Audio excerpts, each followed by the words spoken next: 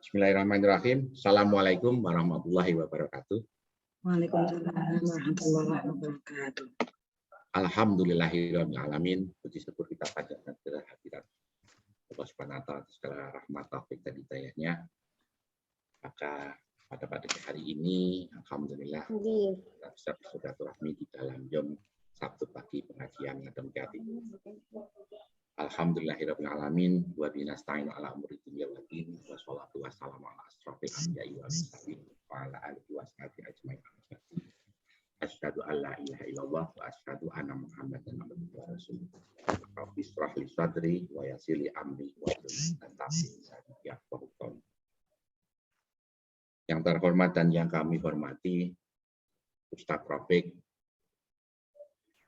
Terima kasih Ustadz Rafiq sudah berkenan untuk bisa rawuh di Yom kami, di Yom Sabtu pagi pengajian Ngadem Jati. Ini adalah kali yang pertama ya Ustaz Rafiq. Oke, Pak. Untuk bisa hadir di Yom Sabtu. Sekali lagi saya mewakili jamaah Ustaz, ucapkan terima kasih banyak atas kehadirannya di Yom kami. Sami-sami. Yang berikutnya, yang terhormat dan yang kami hormati, Bapak-Bapak, Ibu-Ibu, jamaah Jomiyah Ngadem Jati yang insya Allah pagi hari ini dirahmati Allah. Matur nuwun sudah berkenan untuk bisa join di pagi hari ini. Alhamdulillahirrahmanirrahim, puji syukur kita panjatkan kehadirat Allah Subhanahu wa taala atas segala limpahan rahmat taufik hidayah inayahnya. Maka pada hari ini kita semua diberikan nikmat sehat, diberikan keberkahan, diberikan umur yang panjang sehingga bisa bersilaturahmi tatap muka di dalam Yom Sabtu pagi pengajian Ngadem Jati. Sholawat serta salam tak lupa tercurah kepada junjungan kita Nabi Agung Muhammad Sallallahu Alaihi Wasallam beserta keluarga dan seluruh sahabat-sahabatnya yang telah memberikan manfaat dan syafaatnya kepada kita umat manusia sampai di hari akhir nanti. Bapak Ibu yang kami hormati, marilah pengajian pada pagi hari ini kita buka bersama-sama dengan membaca basmalah. Bismillahirrahmanirrahim. Untuk selanjutnya monggo dibuka surat Al-Baqarah ya. Surat Al-Baqarah kita baca dari ayat 275 sampai akhir, tidak apa-apa ya Ustaz? Monggo, monggo. Jadi kita baca dari ayat ke 275 nanti sampai ke 286. Ada sekitar 11 atau 12 ini. Insya Allah 7 menitan. Bapak Nji. Mike boleh dibuka seperti biasa. Nanti kita ngaji bersama-sama. Bentar, dibuka dulu. 275. Dimulai tahun. Monggo. Sudah, ya Om. Oke, sudah Om. Sampun. Ya, monggo kita baca bersama-sama. A'udzu billahi minasyaitonir rajim. Bismillahirrahmanirrahim.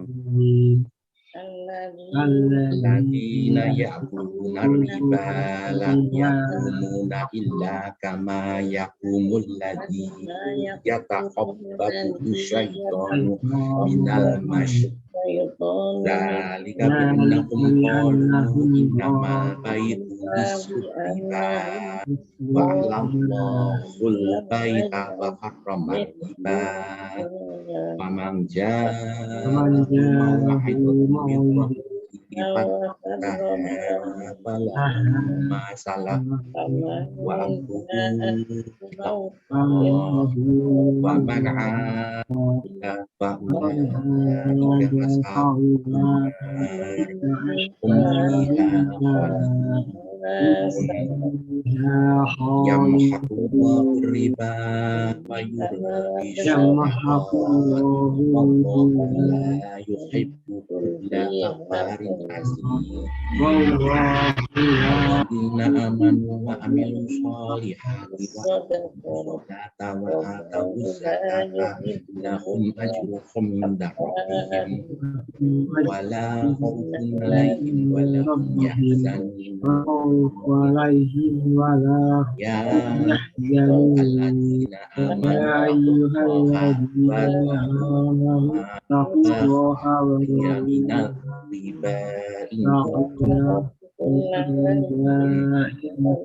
fa'illam taf'alu fa'zanu bi harbin minallahi wa rasulihi wa in tubtum falakum ru'usu amwalikum la tadribuna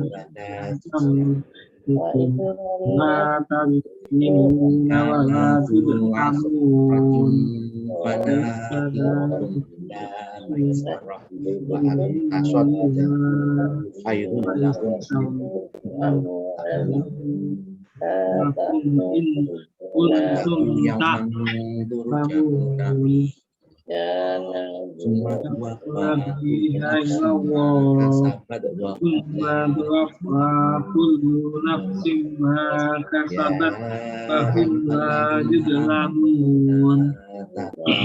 Ya ayyuhalladzina amanu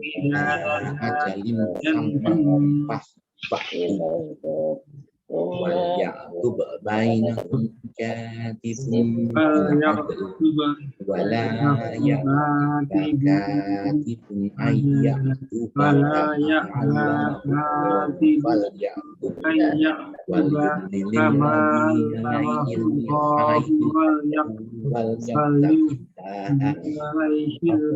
wala yaqash min syai'an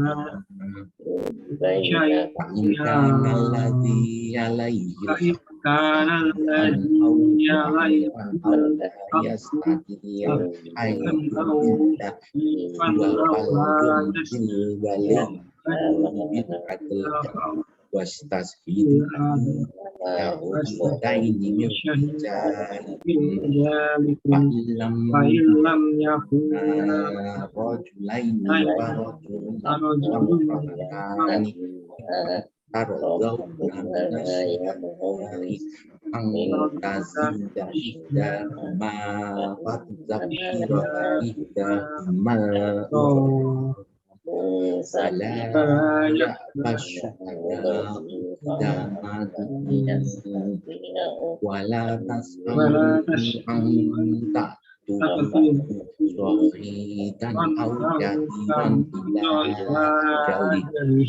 Zalikum aqsatu indallahi wa aqwamu lisyahadati wa adna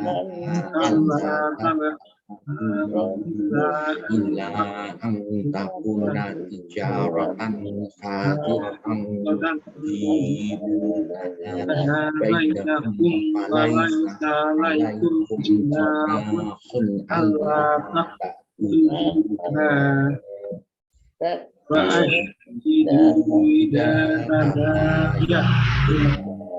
wala darrakatibun wala syahid wa in taqalu fa innahu syu'ubikum wa taqullah wa yu'allimukumullah wallahu bikulli syai'in alim. Wa in kuntum ala safarin wa lam tajidu katiban farihanum fa in amina ta'tum fal yu'adzilladhi jadi wal yattaqillaha rabbana wa la ta'tumu syahadata wa may ya'tumha fa innahu asimun qalbuhu wallahu bima ta'maluna alim. Lillahi ma fis samawati wa ma fil ardh wa in tubdu ma fi anfusikum aw anfusikum hasibakum billah wa aw yaghfiru liman yasha'u wa yu'adhibu man yasha'u man yasha. kulli syai'in qadir Allahu ala kulli syai'in qadir. amana rusulu bima unsila ilaihi min rabbihi kullun amana billahi wa Amana billahi wa malaikatihi wa nufarriqu baina ahadin min rusuli لا نفرق qalu بين أحد sami'na wa من ata'na ghufranaka rabbana قالوا سمعنا وأطعنا غفرانك ربنا وإليك المصير laha ma kasabat wa ما alaiha كسبت ma kasaban wa kasabat وكسبت Rabbana ربنا لا تؤاخذنا إن نسينا Rabbana wa la tahmil alaina ربنا ولا تحمل علينا إصرا كما حملته على الذين من قبلنا ربنا ولا تحملنا ما لا تطرفنا به وارحمنا واغفر لنا وارحمنا أنت مولانا فانصرنا على القوم الكافرين.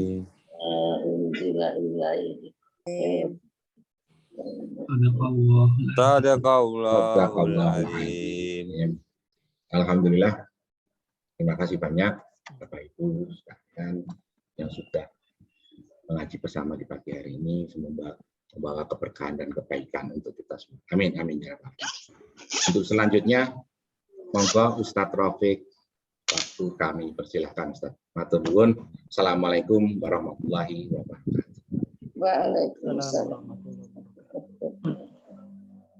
Bismillahirrahmanirrahim. Assalamualaikum warahmatullahi wabarakatuh.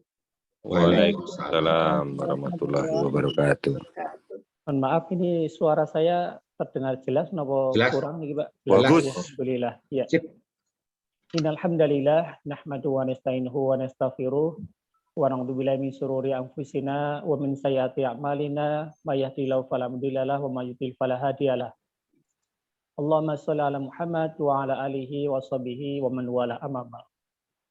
Bapak-bapak dan ibu-ibu jamaah pengawasan yang semoga dirahmati Allah Subhanahu wa taala. Sebelumnya ya, mari kita sama-sama bersyukur pada Allah Subhanahu wa taala. Kita masih diberikan oleh Allah Subhanahu wa taala kesehatan, masih diberikan oleh Allah Subhanahu wa taala panjang umur, dan kita gunakan kesehatan kita, panjang umur kita ini pada pagi hari ini untuk kemudian kita melakukan amal soleh. Ya. Yang ini mungkin sering ya dikatakan oleh sebagian orang ya, inilah yang namanya kesehatan yang berkah, ya, umur yang berkah. Ya. Karena banyak di luar sana ya orang yang diberikan kesehatan, diberikan umur oleh Allah, tapi tidak digunakan untuk kebaikan. Tetapi alhamdulillah pada kesempatan pagi hari ini ya kita masih bisa memanfaatkan ya kesehatan kita dan juga umur kita untuk mencari amal soleh. Ya. Salah satunya dengan kita menghadiri pengajian yang rutin ya diadakan di grup ini. Semoga Allah Subhanahu wa taala menerima amal kita semuanya. Amin. Bapak-Ibu sekalian yang kami hormati ya, pada kesempatan pagi hari ini kami diminta untuk memilih tema terkait dengan fikih jual beli ya. Dan ini termasuk pembahasan yang sangat penting sekali. Kenapa ya? Karena kita semuanya saya yakin pernah dan akan yang namanya melakukan jual beli. Walaupun mungkin ya ada yang jual belinya dia memang menjadi mata pencaharian. Jadi dia memang seorang pedagang ya. Ataupun minimal bagi kita ya pernah lah ya melakukan transaksi jual beli ya, baik itu sebagai pembeli maupun sebagai penjual, itu pasti ya. Dan kalau kita kemudian tidak mengetahui ya fikih jual beli ini, maka kita nanti khawatir ya terjerumus di dalam kategori makan ya harta orang dengan cara yang batil. Sehingga penting sekali ya materi terkait dengan fikih jual beli ini. Fikih bagaimana menjadi seorang penjual ya, termasuk juga fikih bagaimana menjadi seorang pembeli. Jadi materi fikih jual beli ini sebetulnya tidak hanya khusus untuk penjual ya. Pembeli juga harus tahu. Karena juga ada pembeli yang kemudian tidak tahu, akhirnya dia kemudian jatuh ya di dalam dosa ketika melakukan transaksi jual beli. Ya. Di dalam hadis riwayat Imam Ahmad ya, dan dikatakan sebagai hadis yang sahih ya, pernah ada salah seorang laki-laki bertanya pada Rasulullah SAW ya tentang masalah jual beli. Maka Rasulullah SAW kemudian mengatakan, Inna tujar humul fujar ya. Bahasanya para pedagang itu mayoritas mereka adalah orang yang melakukan dosa. Maka sahabat ini kemudian heran ya, merasa aneh. Ya Rasulullah, alam yuhilallah al-bai'? Bukankah Allah Subhanahu wa taala membolehkan kita melakukan transaksi jual beli? Kok dikatakan setiap bahasanya pedagang itu mayoritas adalah melakukan dosa? Kenapa ya Rasulullah? Maka kemudian Rasulullah SAW mengatakan, Innahum yaquluna fayaqdibun wa yakhlifuna wa yaksamun. Karena kebanyakan pedagang ya, mereka ketika berbicara terkait dengan barang dagangannya, mereka tidak segan-segan untuk kemudian berbohong dalam rangka untuk kemudian ya membaguskan barangannya, membaguskan harganya dan lain sebagainya. Mayoritas walaupun bohongnya ini juga bertingkat-tingkat ya. Ada yang bohongnya parah, ya ada yang mungkin bohongnya sedikit ya. Nambah satu huruf, nambah satu kalimat, maka ini juga kategori namanya berbohong. Wayahlifuna wayaktamun, dan mereka juga kadang tidak segan-segan untuk kemudian bersumpah ya. Ya akhirnya dengan sumpah tersebut ya dia kemudian melakukan satu dosa. Ya sehingga ini hati-hati ya bagi kita yang kemudian ya menjadi pedagang ya. Ini di-warning oleh Rasulullah SAW. Rasul sampai mengatakan, Inna tujar humul fujar. Ya. Bahasanya sesungguhnya para tujar, para tajir, orang yang berdagang, mereka adalah pelaku dosa. Bukan berarti di sini tidak ada yang namanya penjual yang jujur. Ada. Tapi karena saking minimnya, seakan-akan Rasul menyampingkan mereka. Mayoritas orang yang kemudian menjadi pedagang ya, mereka melakukan dosa. Sehingga sekali lagi ya, supaya kita tidak terjerumus dalam dosa ini, maka perlu ya kita ingat dengan hadis ini ya, dan juga kita kemudian mengetahui bagaimana fikih jual beli yang benar ya. Di dalam hadis yang lainnya, hadis riwayat Imam Bukhari Muslim ya, Rasulullah SAW juga pernah mengatakan ya, Al-bai'ani bil khiyar ma lam yatafarraqa fa in sadaqa wa bayyana burika lahuma fi bai'ihima. Yang namanya jual beli itu masih boleh dilanjutkan atau boleh dibatalkan ya antara pembeli dan penjual selama dia tuh masih di dalam majelis. Tapi kalau sudah di luar majelis maka sudah terlaksana jual belinya. Fa in sadaqa wa bayyana burika lahuma fi bai'ihima. Apabila keduanya yaitu pembeli dan penjual itu sama-sama jujur, ketika menjadi pembeli dia jujur, menjadi penjual juga dia jujur, maka akan diberkahi dalam jual beli mereka berdua. Kadang ya penjual dia itu tidak jujur dan kebanyakan biasanya dari sisi penjual biasanya. Barang yang dijual itu ada minusnya, tapi ketika ditanya, mohon maaf Pak, ini ada minusnya enggak barangnya? Oh aman, ini pokoknya enggak ada minusnya lah ya. Saya jamin. Ternyata sudah dibayar, pulang ke rumah rusak, ada minusnya, ada aibnya. Maka ini nggak diberkahi. Termasuk juga dari sisi pembeli, ya. Kadang dia itu juga ya berbohong. Contohnya apa? Ketika dia membeli sesuatu ya, dihargai 10.000. Akhirnya pembeli ya kadang rela berbohong dengan mengatakan, masa 10.000 Pak mahal sekali. Saya beli di tempat sana 9.000 aja sudah dapat harganya barangnya sama dengan barang di sini, masa ini lebih mahal? Supaya kemudian harganya diturunkan. Padahal pembeli ini dia belum pernah kemudian membeli barang yang lain, belum pernah beli di barang di sebelah, tapi ngakunya saya beli di sana, saya nawar di sana, saya nanya di sana dan sebagainya.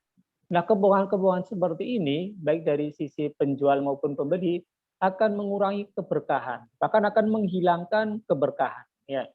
Maka Rasulullah SAW kemudian selanjutnya dalam hadis Bukhari Muslim ini mengatakan, wa in katama wa kadzaba muhiqqat barakatu bai'ihima. Kalau keduanya ataupun mungkin salah satunya mereka itu ya tidak jujur ya, menyembunyikan sesuatu ya, berdusta, maka akan dicabut keberkahan dari jual beli mereka berdua.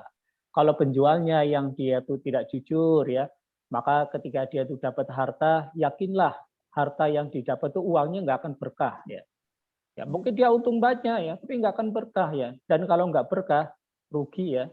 Karena keberkahan yang kita cari ketika kita di dalam hidup di dunia ini ya, punya uang banyak ya, punya jabatan tinggi, tapi kalau nggak berkah ya percuma ya. Begitu juga dengan pihak pembeli, kalau dia itu kemudian tidak jujur pembelinya, barangnya dapat murah, tapi yakin nggak berkah, mungkin barangnya cepat rusak ya, mungkin kemudian malah memberikan mandorot ya dan lain sebagainya. Sehingga sekali lagi ya, kejujuran ya, kita mengetahui bagaimana tata cara ya ketika menjadi seorang pembeli, menjadi seorang penjual ini sangat penting sekali. Nah, Bapak sekalian kami hormati ya, terkait dengan fikih jual beli ini, sebetulnya materinya itu panjang ya. Saya biasanya menyampaikan materi ini itu minimal 2 jam ya. Ini kalau seandainya mulai jam 6 ya, wah ini materi aja bisa jam 8 ya. Tapi karena kita ini waktunya singkat ya, coba kita nanti coba persingkat, kita pilih-pilih ya yang pokok-pokok saja ya. Nanti mungkin bisa dilanjutkan di sesi tanya jawab ya. Nah, untuk poin yang pertama ya, kita akan menjelaskan apa itu definisi dari al-bai' ya, definisi dari jual beli ya. Supaya kemudian kita bisa mengetahui ya, jual beli yang benar itu seperti apa, ini dimulai dari definisinya ya. Secara bahasa, al-bai' fil lugha akhdhu syai' wa i'ta'u syai' ya. Secara bahasa definisi dari jual beli yaitu seseorang mengambil sesuatu atau memberikan sesuatu. Nah, ini namanya jual beli. Tapi jual beli secara bahasa. Jadi saya memberikan sesuatu pada orang lain ya, ataupun saya mengambil sesuatu barang dari orang lain ya, maka ini namanya jual beli. Tapi ini secara bahasa. Sehingga masuk juga dalam kategori jual beli, berarti di sini kalau secara bahasa yaitu orang yang menghibahkan sesuatu ya. Maka ini juga termasuk kategori jual beli, tapi jual beli secara bahasa ya, tentunya kita tidak ambil ya definisi ini ya, karena kita mengambilnya adalah definisi istilah jual beli secara syariat ya. Sama seperti ketika kita mengambil definisi apa itu definisi sholat ya, sholat itu secara bahasa yaitu berdoa. Jadi orang berdoa itu dianggap sholat ya. Mungkin kita sekarang berdoa sama Allah ya, mengangkat kedua tangan, kemudian kita minta sesuatu sama Allah, kita dinamakan sudah sholat itu. Tapi sholat secara bahasa. Tapi kalau sholat secara istilah tentunya kan bukan seperti itu ya. Nah begitu juga dengan namanya jual beli ya. Jual beli secara istilah apa?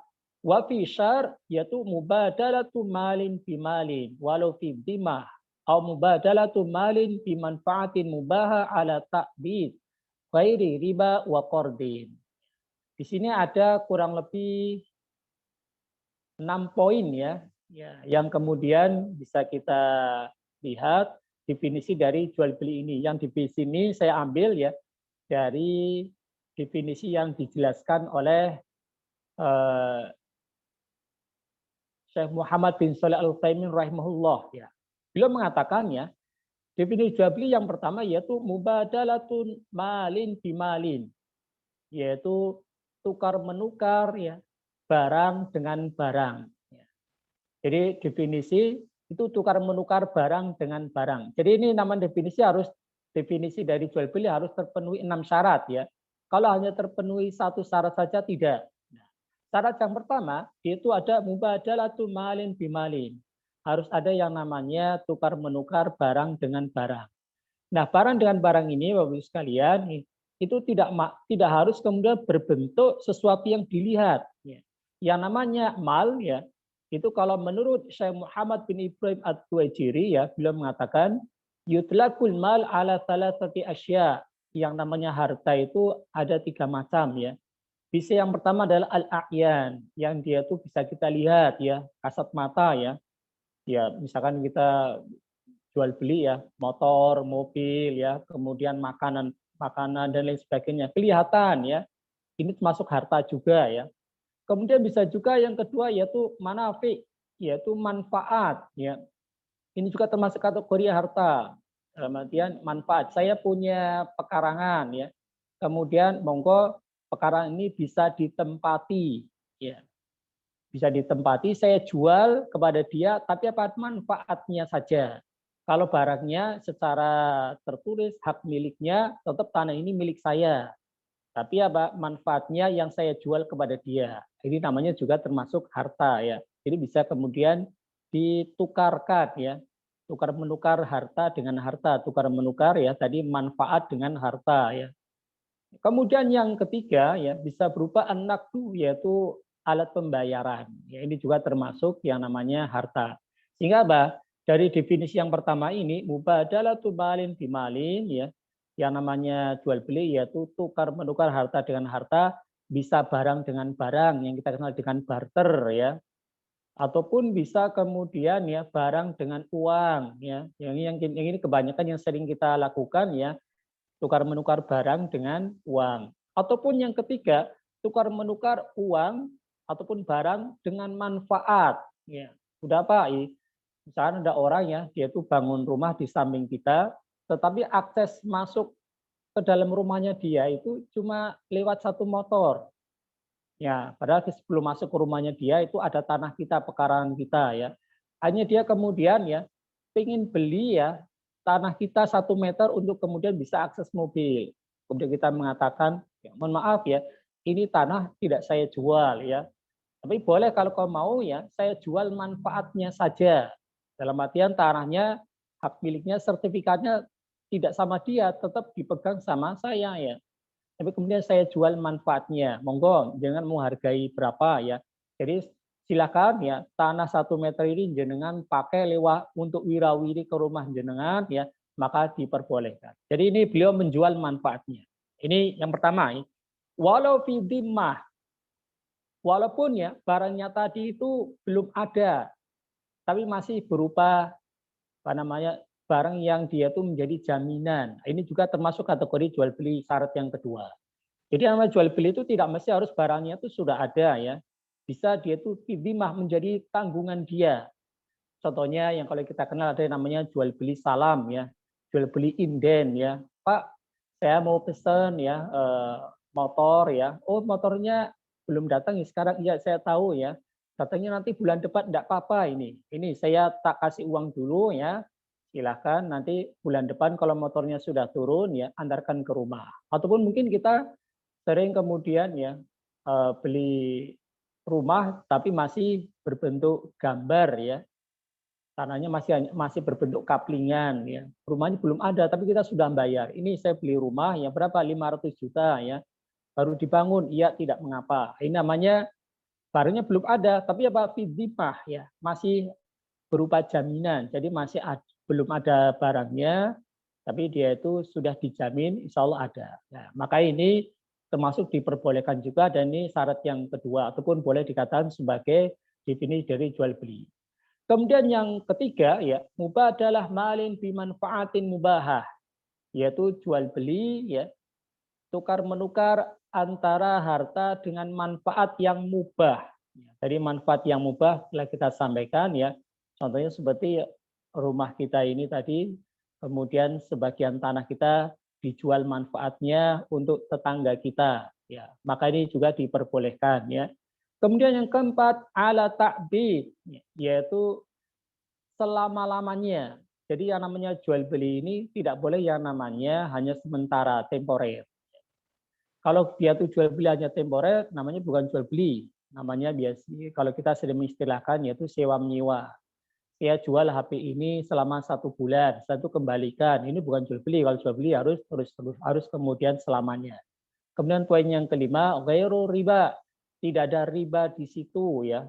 Kalau ada riba, maka ini tentunya ya bukan jual beli yang dibenarkan secara syariat. Dan yang terakhir qard, yaitu bukan merupakan ya pinjam meminjam ya. Jadi ada 6 ya kalau kita gabungkan yang definisi dari jual beli yaitu mubadalatu malin bimalin, tukar menukar harta dengan harta walaupun harta tersebut ya itu masih di dalam jaminan belum ada hartanya, ataupun tukar menukar harta dengan manfaat yang mubah dan ini dilakukan atau diberikan selama-lamanya, bukan hanya temporer sementara waktu jual belinya. Tidak ada riba di dalamnya dan juga bukan termasuk kategori pinjam meminjam. Nah, ini definisi dari jual beli. Yang soalnya definisi ini definisi yang lebih menyeluruh ya, walaupun sebetulnya kalau kita baca dalam kitab-kitab fikih ada di sana definisi yang lain ya. Tapi saya rasa ini yang lebih menyeluruh ya. Kemudian ya, poin inti dari jual beli kita, ya materi kita pada kesempatan pagi hari ini, yaitu kita akan membahas terkait dengan arkanul bai', yaitu rukun dari jual beli. Ya. Supaya kemudian jual beli kita ini sah, ya, maka harus terpenuhi yang namanya rukunnya. Nah, rukun jual beli di sini, ya para ulama mengatakan arkanuhu salasah, rukunnya harus ada 3. Maka kalau 3 hal ini tidak ada, maka jual belinya dianggap tidak sah, maka harta yang kemudian didapat dianggap dia memakan harta orang dengan cara yang batil. Apa di antara ya 3 rukun dari jual beli tersebut yang namanya rukun ya? Rukun itu seperti tiang. Tiang itu sebagai pengokoh penguat dari sebuah rumah. Kalau seandainya nggak ada tiangnya, tentunya rumahnya akan roboh ya. Maka begitu juga ya. Jual beli ini kalau nggak ada rukunnya, nggak ada rukun jual beli ini terpenuhi, maka jual beli ini itu rusak ya ataupun batal ya, tidak sah jual belinya. Nah, rukun yang pertama yaitu al-aqidan ya, yashmulu al-bai' wal mushtari. Harus ada yang namanya orang yang melakukan akad. Yang pertama, harus ada pembeli, harus ada penjual ya. Kemudian yang kedua ya, harus ada yang namanya ya, al-maq'ud alaih ataupun sesuatu yang dia itu diperdagangkan. Harus ada barang dagangannya dan juga harus ada harganya. Maka kalau ada orang dia itu kemudian jual beli nggak ada barangnya ataupun nanti nggak ada harganya, maka ini kemudian tidak sah jual belinya. Kecuali nanti sedikit kita akan menjelaskan ya, barang yang tidak ada itu nanti di beberapa transaksi jual beli ini diperbolehkan ya. Tapi secara umum ya barangnya harus ada ya, harganya juga harus ada. Nanti kita akan jelaskan nih. Kemudian yang ketiga harus ada yang namanya sigoh, yaitu ijab qabul ya. Maka kalau tidak ada ijab qabul, maka ini tidak kemudian sah dari jual belinya. Ya sekarang kita mulai dari yang pertama ya. Di antara rukun jual beli harus ada yang namanya orang yang bertransaksi, yaitu pembeli dan penjual. Ya. Dan ini syarat dari pembeli dan penjual yang kemudian boleh melakukan transaksi jual beli, yaitu ada 3 atau 4 ya, ada 3 atau 4 syarat ya. Yang kalau seandainya 3 atau 4 syarat ini tidak terpenuhi, maka dia tidak bisa menjadi seorang pembeli, tidak bisa menjadi seorang penjual. Kalau tetap nekat dia menjadi seorang pembeli, menjadi seorang penjual, maka jual belinya tidak sah. Ya. Maka apa di antara syarat yang harus ada pada seorang pembeli atau penjual? Ya, yang pertama, ayyakunal aqid jaizut tasarruf ya. Yang namanya orang yang dia itu menjadi pembeli atau penjual, itu harus orang yang dia itu bisa mengalokasikan hartanya. Sudah diizinkan secara syariat, dia itu mengalokasikan hartanya, membeli, atau dia kemudian menjual barang miliknya. Karena ada beberapa orang-orang ya yang mereka itu tidak diperkenankan ya untuk kemudian mengalokasikan, mentasarufkan ya hartanya. Karena itu mereka berarti tidak boleh menjadi seorang penjual, mengeluarkan hartanya tidak boleh, ataupun menjadi seorang pembeli ya dia mengeluarkan uangnya untuk membayar tidak boleh ya. Siapa di antara mereka yang kemudian tidak boleh mentasarufkan hartanya? Yang pertama yaitu seorang budak ya. Sebagaimana di dalam hadis Bukhari Muslim ya, Rasulullah SAW pernah bersabda, "Wa man ibta'a 'abdan wa lahu mal, famaluhu lilladzi ba'ahu illa ayashtarita al-mudba'." Siapa yang dia itu ya membeli seorang budak ya, dan budak ini memiliki harta, maka harta si budak tadi tetap menjadi milik si penjual. Jadi saya beli seorang budak, ternyata budak ini dia selain menjadi budak dari si majikan tadi, dia ternyata di luar sana juga mencari tambahan ya, dia punya harta. Maka begitu saya beli budak tadi, maka harta si budak ini menjadi milik majikannya. Illa ayastarita al-mutbaq, kecuali ketika dalam transaksi jual beli tadi itu ada syarat ya. Baik saya beli budak Anda, tapi nanti hartanya semua milik budak ini menjadi milik saya. Maka ini baru boleh. Nah, ini menjadi dalil ya, bahasanya budak itu tidak memiliki harta. Hartanya dia, bahkan jiwanya dia sendiri itu milik dari sang majikan. Maka dia tidak boleh kemudian melakukan transaksi jual beli ya, kecuali kalau mendapatkan izin atau disuruh dari majikan. Jadi ini yang pertama ya, yang kemudian tidak bisa mentasarufkan harta, mengalokasikan harta yaitu budak. Kemudian yang kedua ya, syarat seorang pembeli dan penjual ayyakuna aqilan. Dia tuh harus kemudian berakal. Maka orang yang dia tuh gila, maka ini tidak bisa menjadi pembeli atau penjual. Ataupun apa? Orang yang dia itu yang sudah pikun ya. Ada seorang pembeli ya datang ke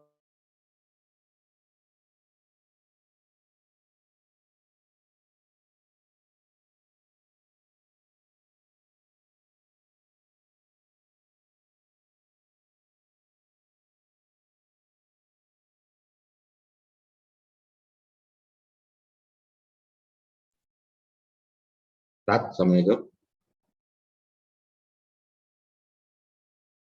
Sinyalnya Pak Ustadz kayaknya jelek. Hilang.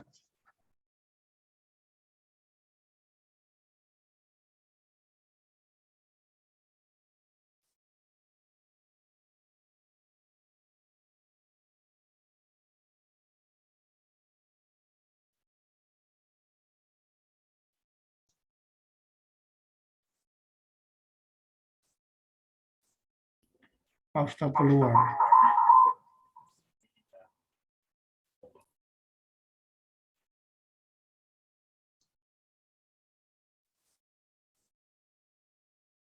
Belum lebu ya? Belum.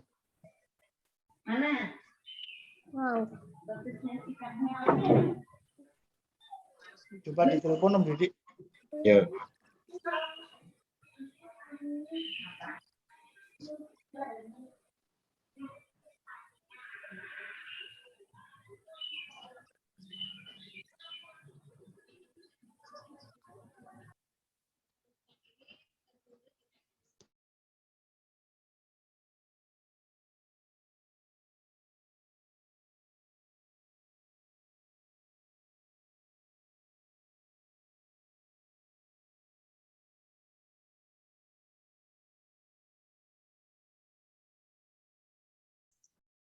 Belum nyambung.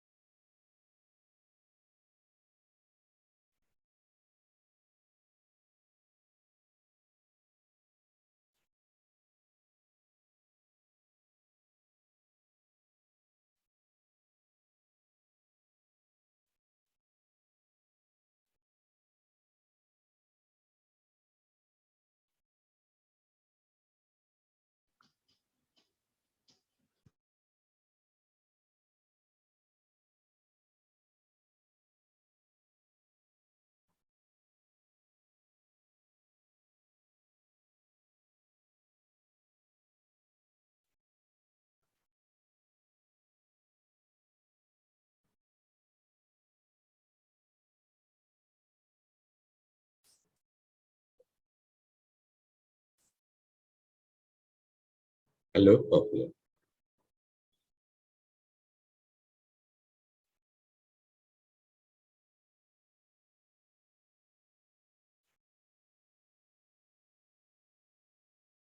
Iso ya baterai.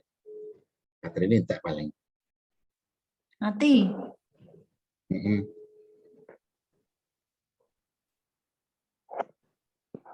Sabar nggih. Nggih. Kelihatannya menarik ini. Bu Guru, Pak Ustadz diaturi malih nggih. Iya, saya juga masuk Bapak Dede, malahan tidak dengar Berani ada. diaturi lagi ini. Nah, satu sesi aja katanya 2 jam. Ini malah kepotong mati.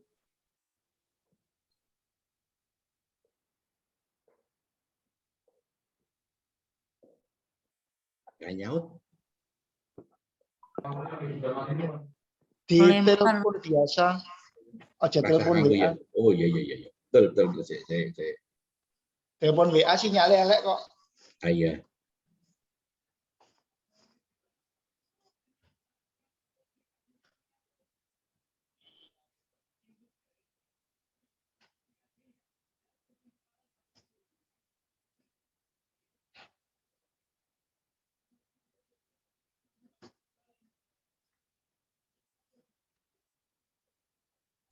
Salah. Centang 1 ya, Pak Dudi. Centang 1. Iya, ya.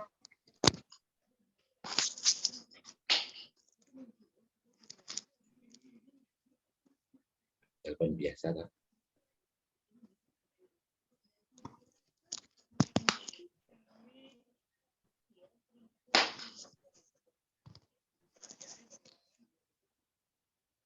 Malah saya mlebu suara.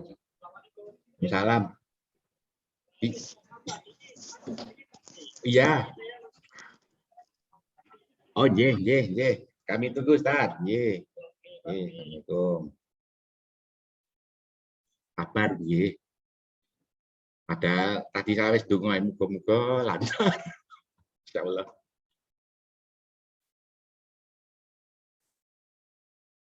Sudah, turun ya.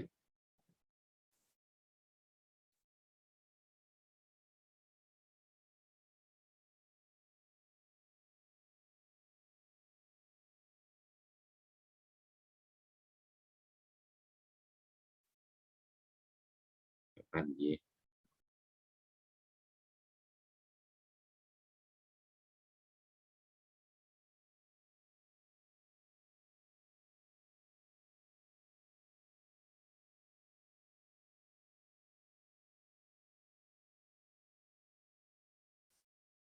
Oke, sambil menunggu, saya sapa 1-2 orang dulu, J.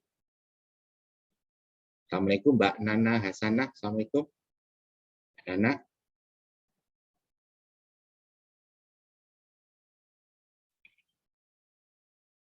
Oh, sudah tes ya. Waalaikumsalam, J. Atau sudah, Mbak Nana sudah join. Ya, sama-sama. Ampun kesupen untuk yang tanggal 1, J. Ya, insya Allah. Soalnya saya Japri belum jawab beliau. Oh ya, oke, nanti saya bantu, J. Terus Mbak Nana. Ya, sami-sami Pak Dudi. Ya. Moga Ustaz, langsung aja. Mohon maaf nih Bapak sekalian, ini tadi saya enggak tahu ini tiba-tiba kok mati gitu. Ternyata pindah tempat Ustaz. Boten. Oh, iya. Pulsanya habis ini tadi, saya baru tethering. Ya, kita lanjutkan ya. Jadi tadi ya syarat yang pertama ya, dia bukan seorang budak ya. Dia harus merdeka. Kemudian yang kedua selaku pembeli dan penjual, dia adalah orang yang kemudian berakal ya. Maka orang yang gila ataupun orang yang sudah pikun tidak bisa menjadi pembeli penjual. Kemudian yang ketiga ayyakuna rasyid ya. Dia harus orang yang kemudian ya sudah bisa mengalokasikan hartanya dalam artian tahu nilai harta ya. Ya, allati yahsunu tasarruf fi malihi. Dia tuh sudah bisa mengalokasikan hartanya dengan baik ya, sudah nalar ya. Karena kalau ada orang yang dia itu belum nalar ya, masalah nilai harta dia belum paham yang namanya uang itu berharga ya, maka dia tidak boleh menjadi yang namanya pembeli atau penjual. Misalkan seperti orang, mohon maaf ya, orang yang idiot ya.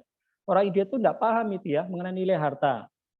Dianggapnya uang 1.000 sama 1 juta sama saja bagi dia. Maka ini tidak sah dia menjadi seorang pembeli atau penjual. Jadi dia tuh harus kemudian ya orang yang sudah mengetahui nilai harta ya. Jika nanti dia bisa menimbang-nimbang, oh ini tuh harganya mahal, ini harganya murah ya, saya beli.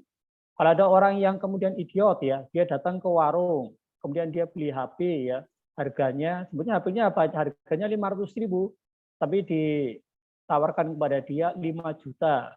Akhirnya kemudian dia beli saja karena nggak paham ya, karena dia mungkin anak orang kaya ya, masalah uang tidak jadi masalah bagi dia, maka dibayar 5 juta. Ya, kemudian begitu pulang orang tuanya marah, akhirnya kemudian minta dikembalikan, maka harus dikembalikan ya. karena jual beli orang seperti ini tidak sah. Ya. Ini yang tiga. Dan yang keempat, yang terakhir, di sini ada perbedaan para ulama, ya bahasanya apa? Dia harus balik ataukah tidak? Sebagian ulama dia mengatakan dia harus balik, ya. Sekali lagi mengatakan tidak harus balik, ya. Sehingga untuk yang keempat ini, ya, dia ada perbedaan di kalangan para ulama, ya.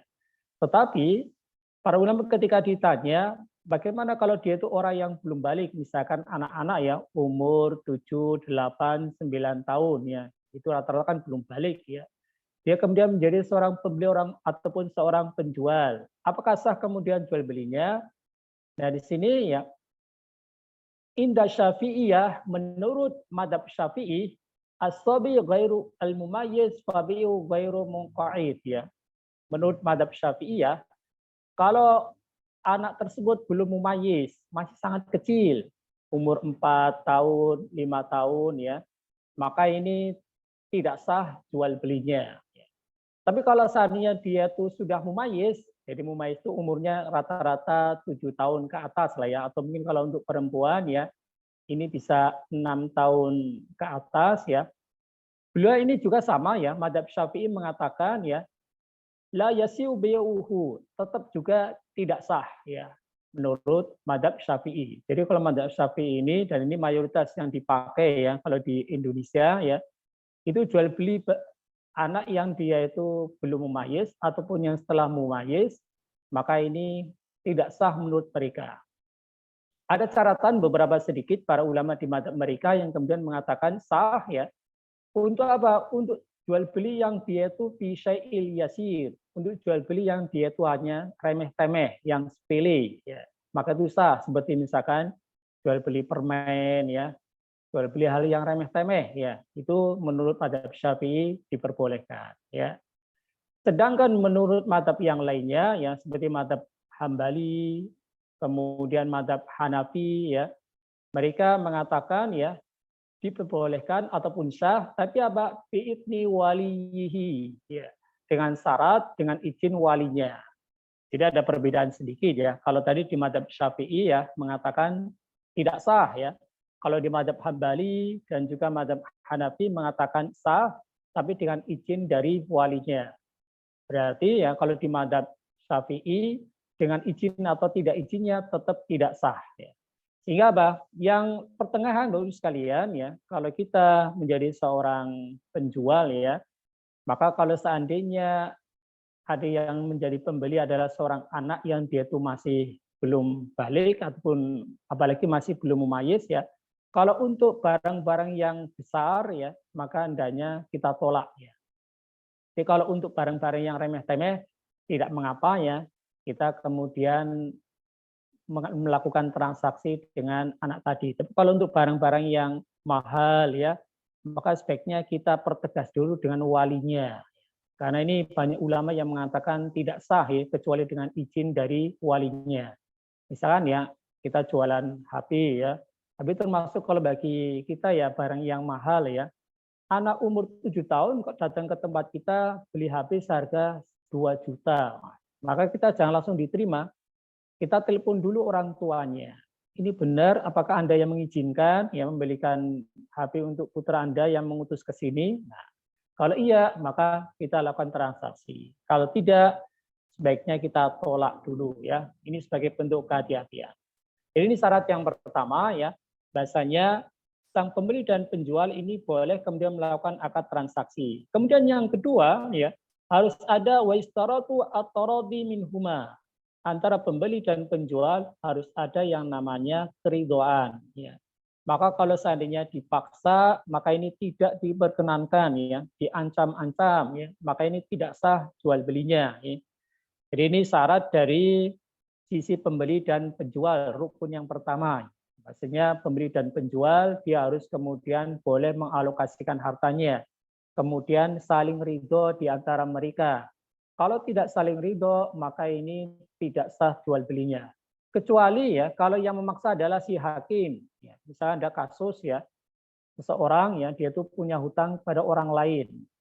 Ditagih nggak dibayar-bayar. Akhirnya dihadapkan ke hakim.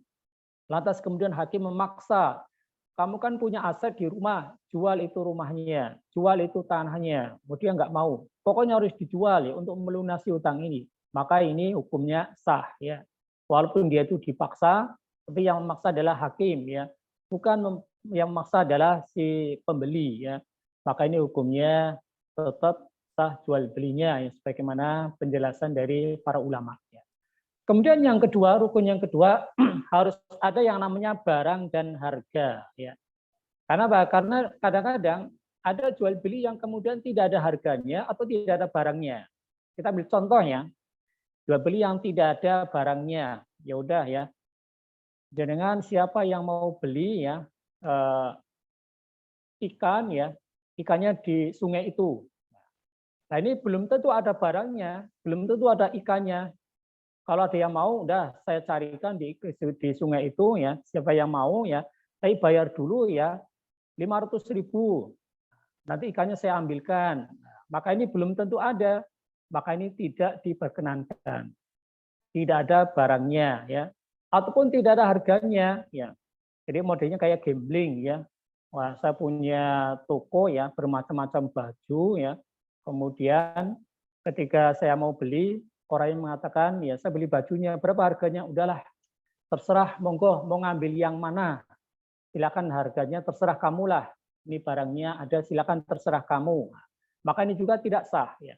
Kenapa harus ditentukan barangnya? Kenapa harus kemudian ditentukan harganya? Supaya tidak ada yang dirugikan. Karena inti dari jual beli itu kan saling memberikan manfaat antara pembeli dan penjual. Kalau kemudian harganya tidak ada, pasti nanti ada yang dirugikan. Kalau kemudian sang pembeli ya mengambil barang yang kemudian bagus-bagus ya, pasti penjual akan rugi. Ataupun kemudian kalau membeli barang yang jelek-jelek ya, maka si penjual yang akan untung. Makanya harus dijelaskan berapa harganya. Bulan ini saya punya kambing ada 40 ekor. Ada yang sudah sedang hamil, ada yang masih remaja, bahkan ada yang baru lahir. Silakan ya kamu beli ya. Ya terserah kamulah berapa harganya. Wah, maka ini nggak jelas ini, nanti bisa akan membutuhkan madorot ya. Kalau kemudian harganya tinggi, ya nanti akan memberikan madorot bagi yang membeli. Ya, kalau harganya rendah, ya akan kemudian ya memberikan madorot bagi sang pembeli tadi. Dan seterusnya. Intinya harus dijelaskan ya, mana dia itu barangnya, berapa harganya. Dan di dalam masalah barang ini ya, Bapak-Ibu sekalian, ya ada beberapa syarat barang itu bisa dijadikan sebagai barang dagangan ya. Kalau seandainya syarat ini tidak terpenuhi, maka tidak bisa ya sesuatu itu bisa diperjualbelikan. Apa diantaranya? Yang pertama bahasanya barang tersebut kaunul maqud alihi maujudan hinal aqdi. Yang namanya barang yang diperjualbelikan tersebut harus ada. Kalau tidak ada, maka ini tidak diperkenankan ya. Contohnya apa misalkan ya? Ya, bai'u thamar qabla an tuhlaq. Contohnya misalkan jual beli buah yang kemudian belum ada. Sekarang ini di Jogja kemarin saya lihat sedang musim rambutan ya. Terus ya Bapak sekalian ya. Ya. Nah, saya punya pohon rambutan. Rambutan ini termasuk bagus ya, lebat. Ternyata sekarang belum berbuah. Lalu saya mengatakan kepada tetangga saya, Mas, mau nggak kamu rambutan ya? Ini kan kamu tahu sendiri lah ya, rambutan saya ini kalau berbuah itu manis ya, kemudian dagingnya tebal ya, pokoknya bagus lah. Udah saya jualkan jenengan ya, pohon ini ya, itu 1 juta ya. Nanti kalau panen pokoknya semua buahnya untuk jenengan. Tapi apa? Kembang saja belum ya, maka ini tidak diperkenankan. Jadi nebas yang seperti ini yang belum ada buah yang ada di pohon ya, maka ini belum diperbolehkan. Bahkan apa belum buahnya itu belum nampak saja ya, ini sudah kemudian dijual, maka ini tidak boleh. Karena bahkan nanti akan ada yang dirugikan. Bisa jadi ya panen, bisa jadi buahnya muncul, bisa jadi juga tidak. Maka syarat yang pertama harus ada barangnya itu ada. Sama juga ya, ada yang namanya jual beli madhomin ya. Jual beli madhomin ini mau jadi kategori jual beli yang kemudian dilarang. yaitu apa? Jual beli ma sayujadu mima'il fakhl, yaitu jual beli, maaf ya, sperma dari binatang. Karena saya punya seekor kambing ya, yang dia itu kambingnya bagus ya. Kemudian saya mengatakan pada teman saya yang punya kambing betina, udah biar kamu itu keturunannya kambingnya itu bagus ya, udah kawinkan dengan kambing saya jual ya. Satu ekor kambing 500.000 ya. Nah, maka ini tidak diperbolehkan. Kenapa? Karena ini belum ada. Karena bisa jadi nanti terjadi pembuahan, akhirnya menghasilkan anak kambing, bisa jadi tidak. Sehingga ada ketidakjelasan di situ. Maka tidak diperkenankan. Ya, ini yang pertama, harus kemudian barangnya itu ada. Kemudian yang kedua, kaunul maqut alaihi malan yang tafiu bihi. Bahasanya harta ataupun barang yang diperjualbelikan tersebut harus barang yang bermanfaat. Ya. Kalau tidak bermanfaat, maka tidak boleh kemudian diperjualbelikan. Ini haram ya. Kalau tetap nikah diperjualbelikan, maka kategori memakan harta dengan cara yang batil. Ya. Dan yang namanya dikatakan barang itu memberikan manfaat atau tidak, ini dikembalikannya kepada syariat. Contohnya apa? Misalkan barang yang tidak mendatangkan manfaat ya, misalkan patung ya. Patung ini ya kalau menurut syariat itu tidak mendatangkan manfaat ya. Bahkan harus kemudian dijual, harus kemudian dihancurkan ya. Nggak boleh dijual ya. Termasuk juga ya bangkai. Bangkai ini termasuk tidak memberikan manfaat ya. Tidak boleh diperjualbelikan. Bangkai ayam ya, bangkai sapi ya, nggak boleh. Harus kemudian diberikan ataupun kemudian ya dikubur ya, tidak boleh kemudian diperjualbelikan ya.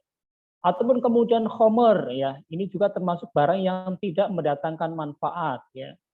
Di dalam hadis riwayat Imam Bukhari Muslim ya, dengan tegas Rasulullah SAW mengatakan ya, Innallaha wa rasulahu harrama bi'il khamar wal maita wal hinjir wal asnam. Sesungguhnya Allah Subhanahu wa taala ya mengharamkan jual beli khamar, kemudian bangkai, kemudian babi dan juga patung ya. Jadi di antara contoh-contoh. Kemudian contoh lagi yang lainnya misalkan ya darah ya. Darah ini juga termasuk kalau menurut syariat itu tidak ada manfaatnya, maka tidak boleh diperjualbelikan ya. Baik itu sebagai makanan maupun bukan sebagai makanan ya. Misalkan di antara Bapak Ibu sekalian yang biasa kemudian apa namanya memberikan darahnya ke PMI ya, maka tidak boleh kemudian diperjualbelikan. Dalam artian ini satu saya punya darah ya satu kantong ya, Pak Bu ya monggo mau dihargai berapa ya, maka ini tidak diperkenankan ya.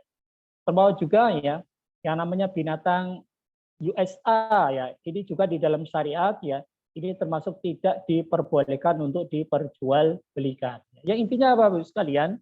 Yang namanya barang itu dikatakan memberikan manfaat atau tidak, ini kembalinya kepada syariat. Ya, kalau syariat itu mengatakan itu memberikan manfaat, maka boleh diperjualbelikan. Kalau tidak, maka tidak diperkenankan. Kemudian yang ketiga, ya, kaunul maut alaihi mulkan lil bai, ya, bahwasanya barang tadi menjadi milik si penjual. Kalau menjadi milik orang lain, minimal dia bisa mendapatkan izin untuk menjualkan. Maka kalau kemudian ya tahu ya ini barang bukan milik si penjual, mungkin barang curian ya, barang rampokan ya, maka ini tidak sah jual belinya. Ya. Maka ini kategori memakan harta orang dengan cara yang batil. Ya. Tidak harus kemudian menjadi milik dari orang tadi. Ya. Di dalam hadis riwayat Imam Tirmidzi ya pernah sahabat Hakim bin Hizam ya beliau mengatakan ataitu Rasulullah SAW, saya pernah mendatangi Rasulullah SAW, kemudian saya mengatakan ya Rasulullah ya'tini rajulu yas'alani minal bai' ma laysa indi. Saya mau bertanya ya Rasulullah, bagaimana hukumnya ada seorang laki-laki datang kepadaku kemudian dia minta kepadaku untuk menjual sesuatu yang saya tuh nggak punya. Jadi saya nggak punya barang tadi. Bagaimana contohnya? Saya itu diminta untuk saya transaksi dulu dengan orang tersebut, kemudian saya membeli di pasar. Ya. Maka Rasul kemudian mengatakan, la tabi ma laysa indak. Jangan kamu menjual sesuatu yang kamu itu tidak miliki. Ya. Maka ini termasuk yang dilarang kalau kita belum memiliki barang tadi. Kecuali nanti ada sedikit ya beberapa transaksi yang kemudian memang diperkecualikan ya, bukan kategori larangan dalam hadis riwayat Imam Tirmidzi ini. Contohnya misalkan seperti jual beli inden. Ini kan barangnya kan belum ada ya, maka ini tidak mengapa. Ataupun nanti jual beli yang lainnya. Jadi ini syarat yang ketiga harus menjadi milik dia. Ya. Kalau tidak menjadi milik dia, maka ini tidak diperkenankan. Makanya bagi kita yang kemudian melakukan kongsi ya dengan teman kita, maka bagian teman kita itu tidak boleh kita jualkan ya, kecuali kalau mendapatkan izin dari teman kongsi kita. Ya. Kemudian yang selanjutnya ya, yang keempat ya,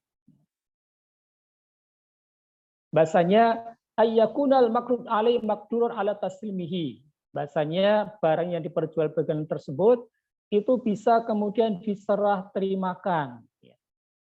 Karena kalau barangnya itu tidak mungkin diserah terimakan ataupun kemudian susah ya, maka ini tidak sah jual belinya. Contohnya misalkan ya, jual beli burung yang masih berterbangan ya, kita punya pekarangan luas, kemudian ada burung ya di tempat kita ya, di pekarangan kita tadi, kemudian kita mengatakan ya, ayo Bapak Ibu sekalian, siapa yang mau beli burung itu ya? Ya dia tuh sering hinggap di pekarangan saya, udah saya hargai yang murah saja 500.000. Maka ini tidak diperkenankan. Karena belum tentu kemudian bisa diserahkan ya. Termasuk juga ya jual beli ikan yang kemudian masih di sungai ya. Nah, itu ada ikan ya di belakang rumah saya di sungai. Siapa yang mau beli itu 100.000 nanti saya tangkepin ya. Maka ini tidak sah ya, karena bisa jadi bisa diserah terimakan, bisa jadi juga tidak. Kemudian yang kelima ya, ayyakunal mautu alaihi ma'luman as-saman ya. Bahasanya diketahui berapa harganya dan juga mana barangnya. Kalau tidak diketahui barangnya, tidak diketahui harganya, maka ini juga tidak sah. Ya. Ini contohnya sangat banyak sekali ya. Contohnya misalkan, ya ini biasanya sering terjadi di di pasar-pasar malam ya. Kadang kalau kita datang ke pasar malam, ya, mungkin bapak-bapak, mas-mas itu sering ada orang tuh jual rokok ya, tapi nggak jelas itu barangnya mana. Jadi ini ada rokok macam-macam ya, A, B, C, D ya. Kemudian diminta untuk membayar ya 5.000. Nanti bisa dapat yang harganya mahal rokoknya, bisa dapat harganya murah ya. Bahkan bisa jadi sama sekali nggak dapat barangnya. Maka ini tidak diperkenankan karena ketidakjelasan ya barangnya mana. Bahkan mungkin dapat atau tidaknya saja ini belum jelas. Maka ini termasuk kategori judi ya.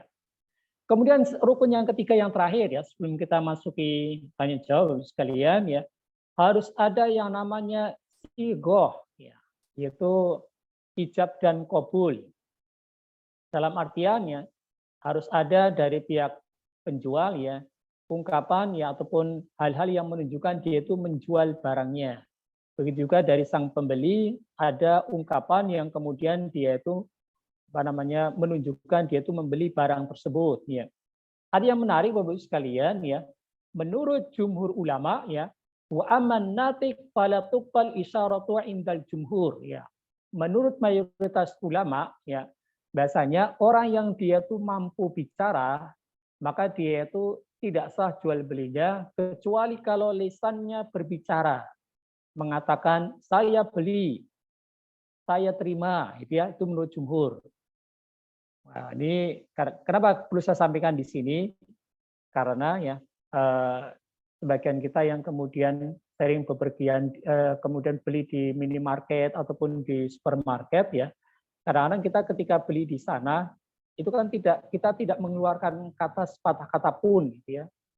Kalau menurut jumhur ini tidak sah ini. Kita datang ke supermarket ya, langsung kita ambil barang, masukin ke keranjang, datang ke kasir, cuma kemudian kita ngasih uang gitu ya, lihat di situ tertera harganya 200.000, kita diam langsung ngasih uang gitu ya.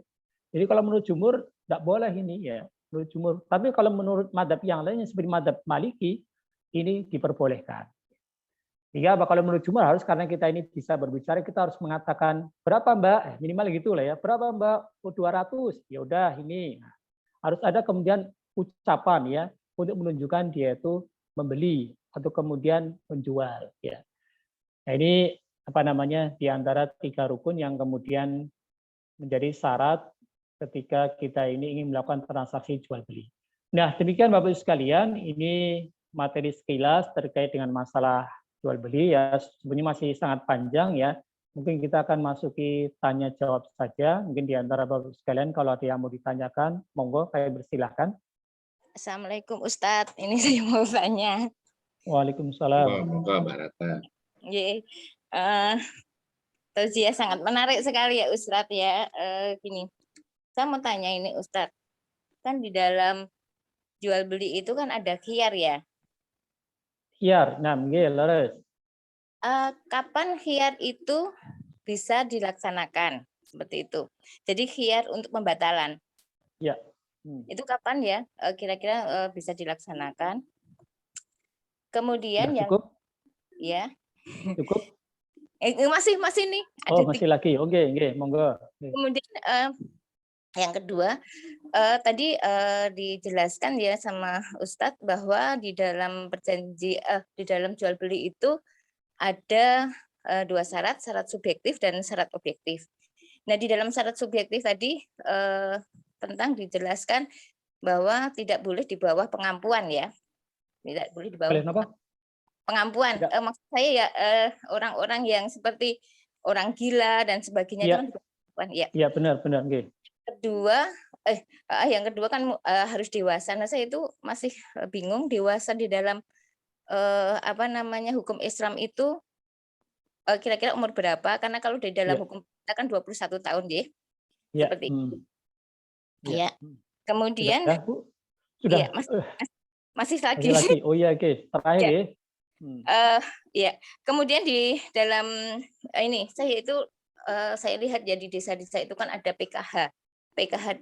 Ada PKH kan seperti itu. Besok PKH enggak? Yang untuk orang-orang kurang mampu itu ya.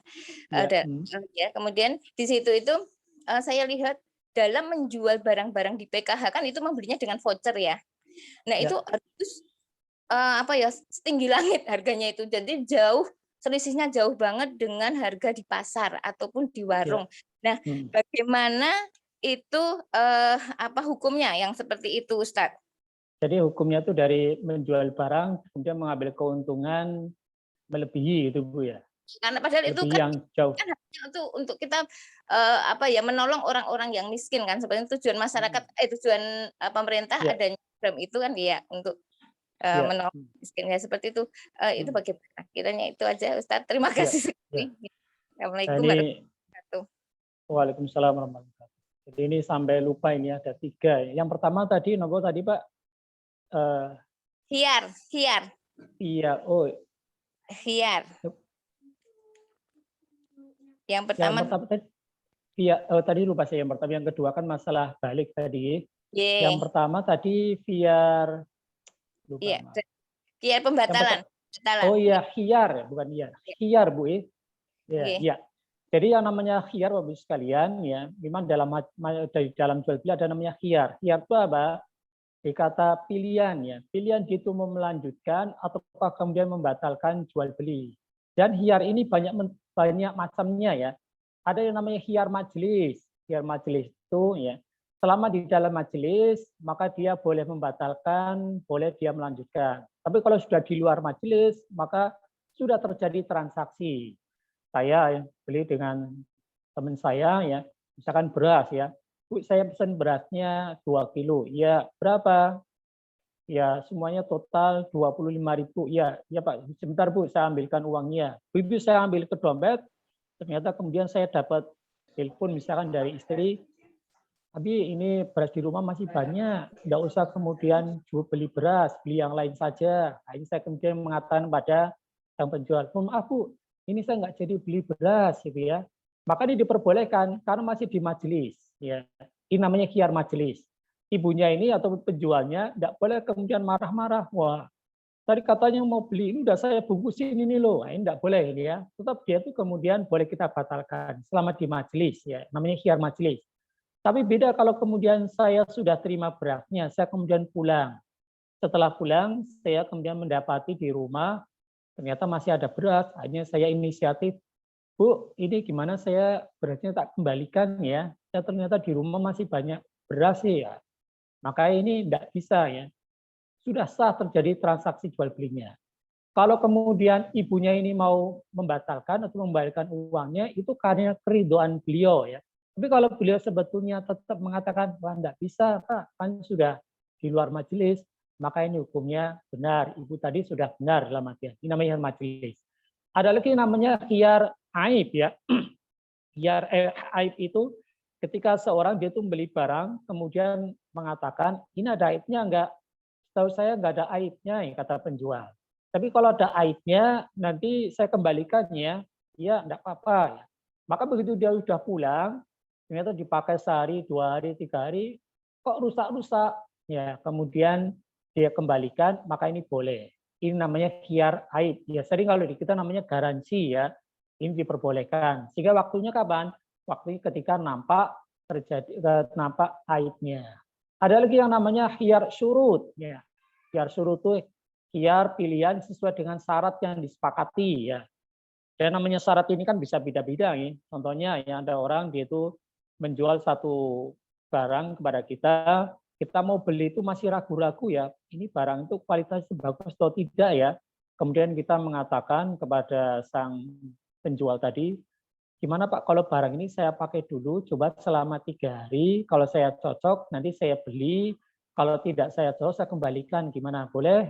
Oh ya enggak apa-apa, boleh-boleh saja. Nah, jadi selama 3 hari kita boleh kemudian tetap melanjutkan ya, mencoba dulu, kemudian nanti 3 hari kita pastikan membeli atau kita batalkan. Kita mau beli baju ya untuk anak kita. Ternyata anak kita itu nggak ikut dengan kita. Kita lihat ada baju bagus, ya. Kemudian kita sampaikan sama penjualnya, Bu, saya minat dengan baju ini, tapi saya nggak tahu ya ini cocok nggak ya dengan anak saya ya ukuran badannya. Dan kebetulan anak saya itu nggak ikut saya ini. Gimana kalau seandainya saya bawa pulang, kalau seandainya nanti cocok dengan anak saya, ya udah saya beli. Tapi kalau kekecilan, kebesaran, saya kembalikan ya. Oh ya boleh, enggak apa-apa. Ya. Jadi ini ada syarat namanya. Maka nanti ternyata ya sampai di rumah ya nggak sesuai, boleh dikembalikan. Jadi kapan mengembalikan yang namanya barang tadi ketika khiyar tadi, yaitu tergantung khiyar mana ya. Apakah khiyar majelis, kemudian khiyar aib atau khiyar surut dan lain sebagainya. Khiyar banyak macamnya ya. Ini hanya beberapa contoh saja. Saya pahami nggih, Ibu nggih, yang pertama. Kemudian yang kedua, ya dikatakan seorang itu dewasa ya, sehingga dia itu boleh menjadi seorang pembeli atau seorang penjual. Bagaimana? Di dalam bahasa kita, dalam bahasa Arab dikatakan dengan rosyid ya. Rosyid ini ya, para ulama berbeda pendapat. Ya. Ada yang mengatakan rosyid itu dia itu sudah balik. Ya. Ada yang mengatakan rosyid itu mendekati balik pun dia sudah termasuk rosyid. Jadi rosyid itu orang yang dia itu sudah mampu untuk kemudian mengalokasikan hartanya, sudah tahu nilai uang ya. Dan ini lebih umurnya lebih rendah dibanding dengan balik ya. Kalau orang balik itu kan ya di dalam syariat kita itu jelas diperbolehkan ya. Makanya tadi batasan maksimal ya ataupun batasan yang kemudian seseorang sudah dipastikan dia itu boleh menjadi pembeli dan penjual kalau dia itu orang yang sudah balik. Ini sepakat para ulama. Tetapi kalau yang belum balik, seperti dia itu masih mumayyiz ya. Mumayyiz itu dia itu orang sudah umurnya kurang lebih 7-8 tahun ya. Ini masih diperikhtilafkan para ulama. Ya. Ada yang mengatakan boleh, ada yang mengatakan tidak. Ada yang mengatakan boleh kalau dia itu mendapatkan izin. Ada yang mengatakan boleh, tapi kalau hanya jual beli barang yang remeh-temeh ya. Tapi kalau yang sepakat para ulama, kalau dia itu sudah balik ya, maka itu jual belinya sah ya. Kecuali kalau orang gila ya orang gila walaupun sudah balik ya tetap nggak sah ya. Sehingga apa? Balik ini yang kemudian paling minimal lah ya. Kemudian kalau kita kemudian ingin menjadi seorang pembeli atau penjual, atau kalau kita pakai pendapat yang tadi kita jelaskan ya, pendapat yang tengah-tengah, kalau seandainya untuk barang yang remeh-temeh, maka dia belum balik tidak mengapa ya.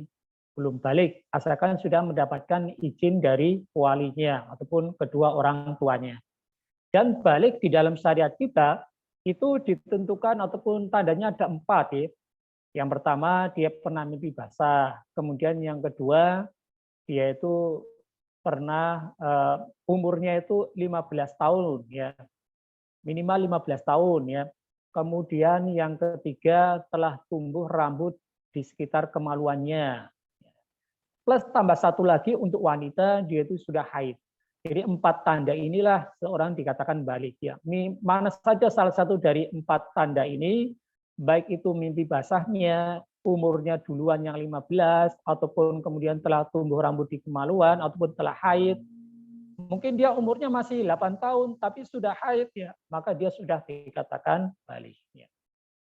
Kemudian yang ketiga, ya, terkait tadi ya, ketika menjual barang yang di PKH ya, menjual barang, kemudian nilainya itu harganya itu, labanya itu mencari laba yang tinggi, bagaimana hukumnya? Hukumnya ini kalau masalah dia itu keuntungan, maka ini dikembalikan kepada urf ya. Jadi boleh kita itu selaku seorang penjual itu mengambil untung berapapun ya. Ini tidak ada batasan di dalam syariat. Mau 100%, mau 200%, ini diperbolehkan. Yang pertama, tapi dengan syarat yang pertama harus saling ridho. Ini yang pertama. Kemudian yang kedua, ya bahasanya sang pembeli ini dia itu tahulah kisaran harganya. Kisaran harganya itu misalkan 100.000. Kemudian kalau dia jual 200.000, saya tahu harganya itu 100.000, dia jual 200.000 ya wajar lah karena dia memang barangnya itu susah dicari, atau mungkin dia jualnya 300.000, ya wajarlah dia jual 300.000 ya, maka ini tidak mengapa. Tapi kalau dia tuh merasa dibodohi, ya ini tidak boleh. Jadi jangan sampai merasa dibodohi. Kalau merasa dibodohi, maka boleh kemudian nanti dikembalikan barangnya. Contoh kasus yang sering terjadi biasanya ini kalau kita bertransaksi dengan orang yang dia itu orang luar ya, ada orang luar ya, dia itu pasaran harga di sini taruhlah ya 100.000. Tapi kemudian karena ada orang luar ya, seorang bule ya, ataupun orang yang tidak kenal daerah sini, beli barang kita, kemudian kita memakai aji mumpung. Wah, ini ada bule, biasanya saya jualnya ya 100.000. Ya mal-malnya 150 lah ya mal-malnya. Karena udah bule, saya kemudian ya tak jual 500.000. Ini bule ini karena nggak tahu beli. Kemudian si bule ini dia tuh pulang.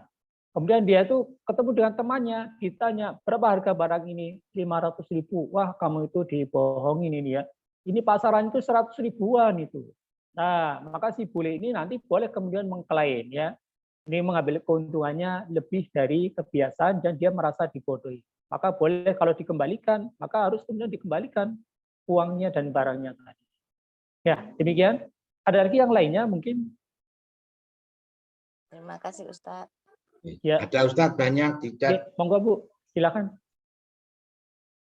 Ini yang pertama ya, dari Mbak Nana Hasanah. Assalamualaikum Ustadz, mau tanya, kalau memberi barang kredit itu termasuk riba tidak ya Ustadz? Itu ya, ya bagus sekali ya. Jual beli kredit ya, kalau dalam syariat namanya PO taksid ya, jual beli secara kredit. Nah kredit itu gambarannya ya, kita kalau beli kontan segini, kalau beli kredit segitu. Tentunya kredit tadi nanti harganya lebih tinggi. Sebagian orang ada menganggap ini termasuk jual beli yang kemudian dilarang. Sebagian, kenapa? Karena ini kan ada ribanya di situ. Kalau beli segini 10 juta, kalau beli kredit jadi 12 juta, wah berarti ini ada riba ini ya. Padahal ini tidak tepat ya. Jual beli kredit, ini jumhur ulama, mayoritas ulama ini mengatakan diperbolehkan. Ya. Kalau Anda beli barang saya, ya kontan sekarang dibayar, maka 10 juta. Tapi kalau Anda kemudian ya pengen dikredit, ya karena tidak punya uang 10 juta, ya selama 10 bulan, ya dibayar tiap bulan ya 1,2. Akhirnya kemudian setelah 10 bulan terkumpul 12 juta, saya mendapatkan keuntungan 2 juta, maka ini diperbolehkan ya. Karena ini bukan termasuk jual beli yang yang dikatakan oleh para ulama jual beli yang dilarang ya. Karena yang dimaksud dengan jual beli yang dilarang itu kalau dia itu tidak dijelaskan dia mau milih mana yang dia pilih, apakah kredit ataukah yang kontan. Nah, ini yang tidak boleh. Ini yang disebut dengan jual beli ainah namanya ya. Jadi misalkan saya selaku penjual mengatakan, Pak, ini saya punya barang. Kalau kredit 12 ya selama 10 bulan ya, tapi kalau kontan 10 juta. Pilih yang mana? Kemudian dia diam saja dia langsung ngambil barangnya, kemudian dia pulang. nggak ditentukan dia milih yang mana, yang kredit atau yang kemudian yang kontan, maka ini yang dilarang. Termasuk dari jual beli inah, ya, jual beli yang kemudian harus jual beli dengan 2 transaksi, ya, yang nggak jelas ini. Tapi kalau seandainya dia itu kemudian milih, udah kalau gitu saya milih yang kredit aja lah ya. Nah, ini mayoritas ulama mengatakan diperbolehkan. Apalagi di situ terkandung maslahat, ya, tidak ada yang dirugikan, jelas, ya. Maka ini diperbolehkan. Ini dan saya sendiri lebih memilih, ya, ini pendapat dari jumhur ulama atau mayoritas ulama, bahwasanya jual beli kredit itu diperbolehkan. Walaupun memang ada segelintir ulama yang mengatakan tidak diperkenankan. Tapi ini bertentangan dengan pendapat jumhur. Ya. Kemudian yang lainnya, monggo. Ini dari Mbak Anindya Wardani. Ustadz, karena banyak terjadi masalah di penjualan online. Kalau secara syariat, apakah penjualan online itu diperbolehkan? Karena kan barangnya nggak ada, Ustadz, hanya cuma gambar gitu loh. Iya, bagus sekali ya. Bagaimana hukumnya jual beli dengan kita itu pakai gambar saja. Nah, jual beli kita dengan menggunakan gambar, Bapak sekalian, itu kalau di dalam pembahasan para ulama bisa kemudian diperbolehkan, bisa kemudian tidak. Kalau seandainya kita itu tidak memastikan, tidak bisa memastikan bahasanya gambar yang kemudian ada di gambar tersebut, barang yang di gambar tersebut itu bisa kita adakan, maka ini hukumnya adalah dilarang. Kenapa? Karena kita termasuk kategori menjual barang yang tidak kita miliki. Kan kita tidak memiliki benda tadi, kita hanya memiliki barang. Bagaimana dalam hadis tadi Rasulullah SAW mengatakan, la tabi ma laysa indak, jangan kau menjual sesuatu yang kamu tidak miliki. Berarti kita ini tidak memiliki barangnya, hanya memiliki gambar, ya. Maka tidak boleh kalau kita tidak bisa memastikan, ya.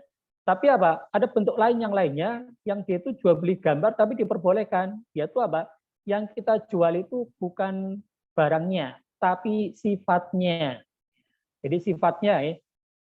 Saya yang punya brosur, ya, brosur rumah, brosur motor, brosur HP, ya, kemudian saya sodorkan, ya, Pak, mau nggak beli HP? Ini loh speknya, ya, speknya segini, ya, internalnya segini, ya, kemudian layarnya segini, kemudian spesifikasinya dijelaskan, maka ini diperbolehkan. Inilah yang namanya jual beli salah, ya.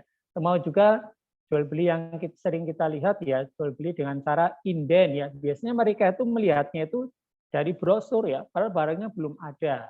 Ya. Maka ini diperbolehkan. Jadi kembali kesimpulannya, kalau mengenai masalah jual beli barang tadi, ya, kalau kita tuh menjualnya itu barangnya, itu jelas tidak diperkenankan karena kita belum punya barangnya. Tapi kalau kita menjual sifatnya, ayo Bapak sekalian di grup ini, siapa yang mau beli barang speknya kayak gini, kemudian dikasih contoh, dikasih tulisannya. Semakin dia tuh speknya lengkap, maka ini diperbolehkan, ya. Bagaimana, ya, Rasulullah SAW ketika beliau ini datang ke kota Madinah, beliau itu melihat para sahabat biasa kemudian jual beli salam, ya, ataupun jual beli salaf, ya. Mereka tuh jual beli salaf ataupun jual beli salam kurma selama 1 atau 2 tahun. Dalam artian mereka mengatakan, ya, wahai para tetangga, saya punya kebun kurma ini untuk setahun ini atau 2 tahun mendatang, ya, kurma ini saya jual untuk kalian. Padahal kurmanya itu belum ada. Maka Rasul kemudian mengatakan, ya, siapa yang kemudian mau jual beli salam, jual beli inden seperti ini, maka hendaknya takarannya jelas, ya, kemudian beratnya jelas, sifat kurmanya juga jelas, harganya jelas, mau dibayar kapan juga jelas. Jadi semuanya serba jelas. Maka ini diperbolehkan. Tapi kalau kemudian, ya, tidak jelas, ya, ada kemungkinan nanti ada yang dirugikan, maka ini tidak diperkenankan. Jadi begitu, ya, Ibu sekalian. Oh ya, tambahan sedikit terkait dengan jual beli gambar tadi, supaya kemudian bisa tadi Ibu kemudian halal dalam artian, ya, jual beli gambar tadi. Yang pertama solusinya, Ibu ini coba jualnya bukan gambar, tapi sifat, ya, sifatnya begini-begini. Atau yang kedua, ya, Ibu ini sebagai agen, agen dari orang yang memiliki barang tadi. Ataupun kalau bukan agen, ya, itu kemudian sebagai maklar, jadi menjualkan barang, maka ini diperbolehkan. Ngaten. Berarti Ada lagi yang maklar lain? diperbolehkan.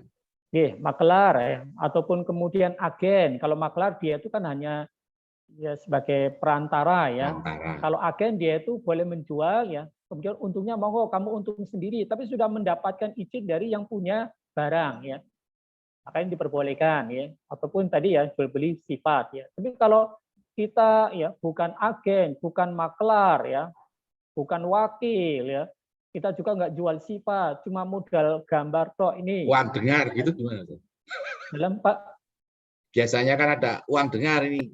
Ada orang jualan terus kita nguping lagi melu untuk tukar rokok rak gitu mamanya gitu. wah, itu nggak Beda lagi ya? diperkenankan ya, Bung, ya, karena nggak jelas itu, ya, nggak diperkenankan ya ini. Ya, boleh selanjutnya, monggo. Ini pertanyaan berikutnya dari Mbak Dewi Azam. Pertanyaannya, jual beli online, aplikasi seperti COD, pembayaran setelah barang diterima, apakah itu termasuk haram? Kemudian yang kedua, bagaimana hukumnya menaruh deposit dan menggunakan voucher aplikasi online seperti Shopee misalnya atau Gojek sebelum digunakan untuk belanja? Ya. Pertanyaannya banyak, Ustaz. Dua dulu, Ustaz. Ya, udah, dua dulu lagi. Ya. Yang pertama ya, bagaimana hukumnya ya pembayaran COD ya. Nah, ini pengalaman saya pribadi ya, saya itu pernah terluka ini ya dengan COD ini ya.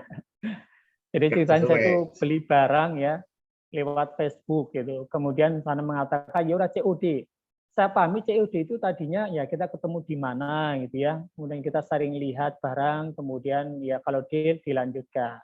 Ternyata COD itu maksudnya ya nanti dikirimkan barangnya lewat kurir, kemudian nanti dibayar di rumah.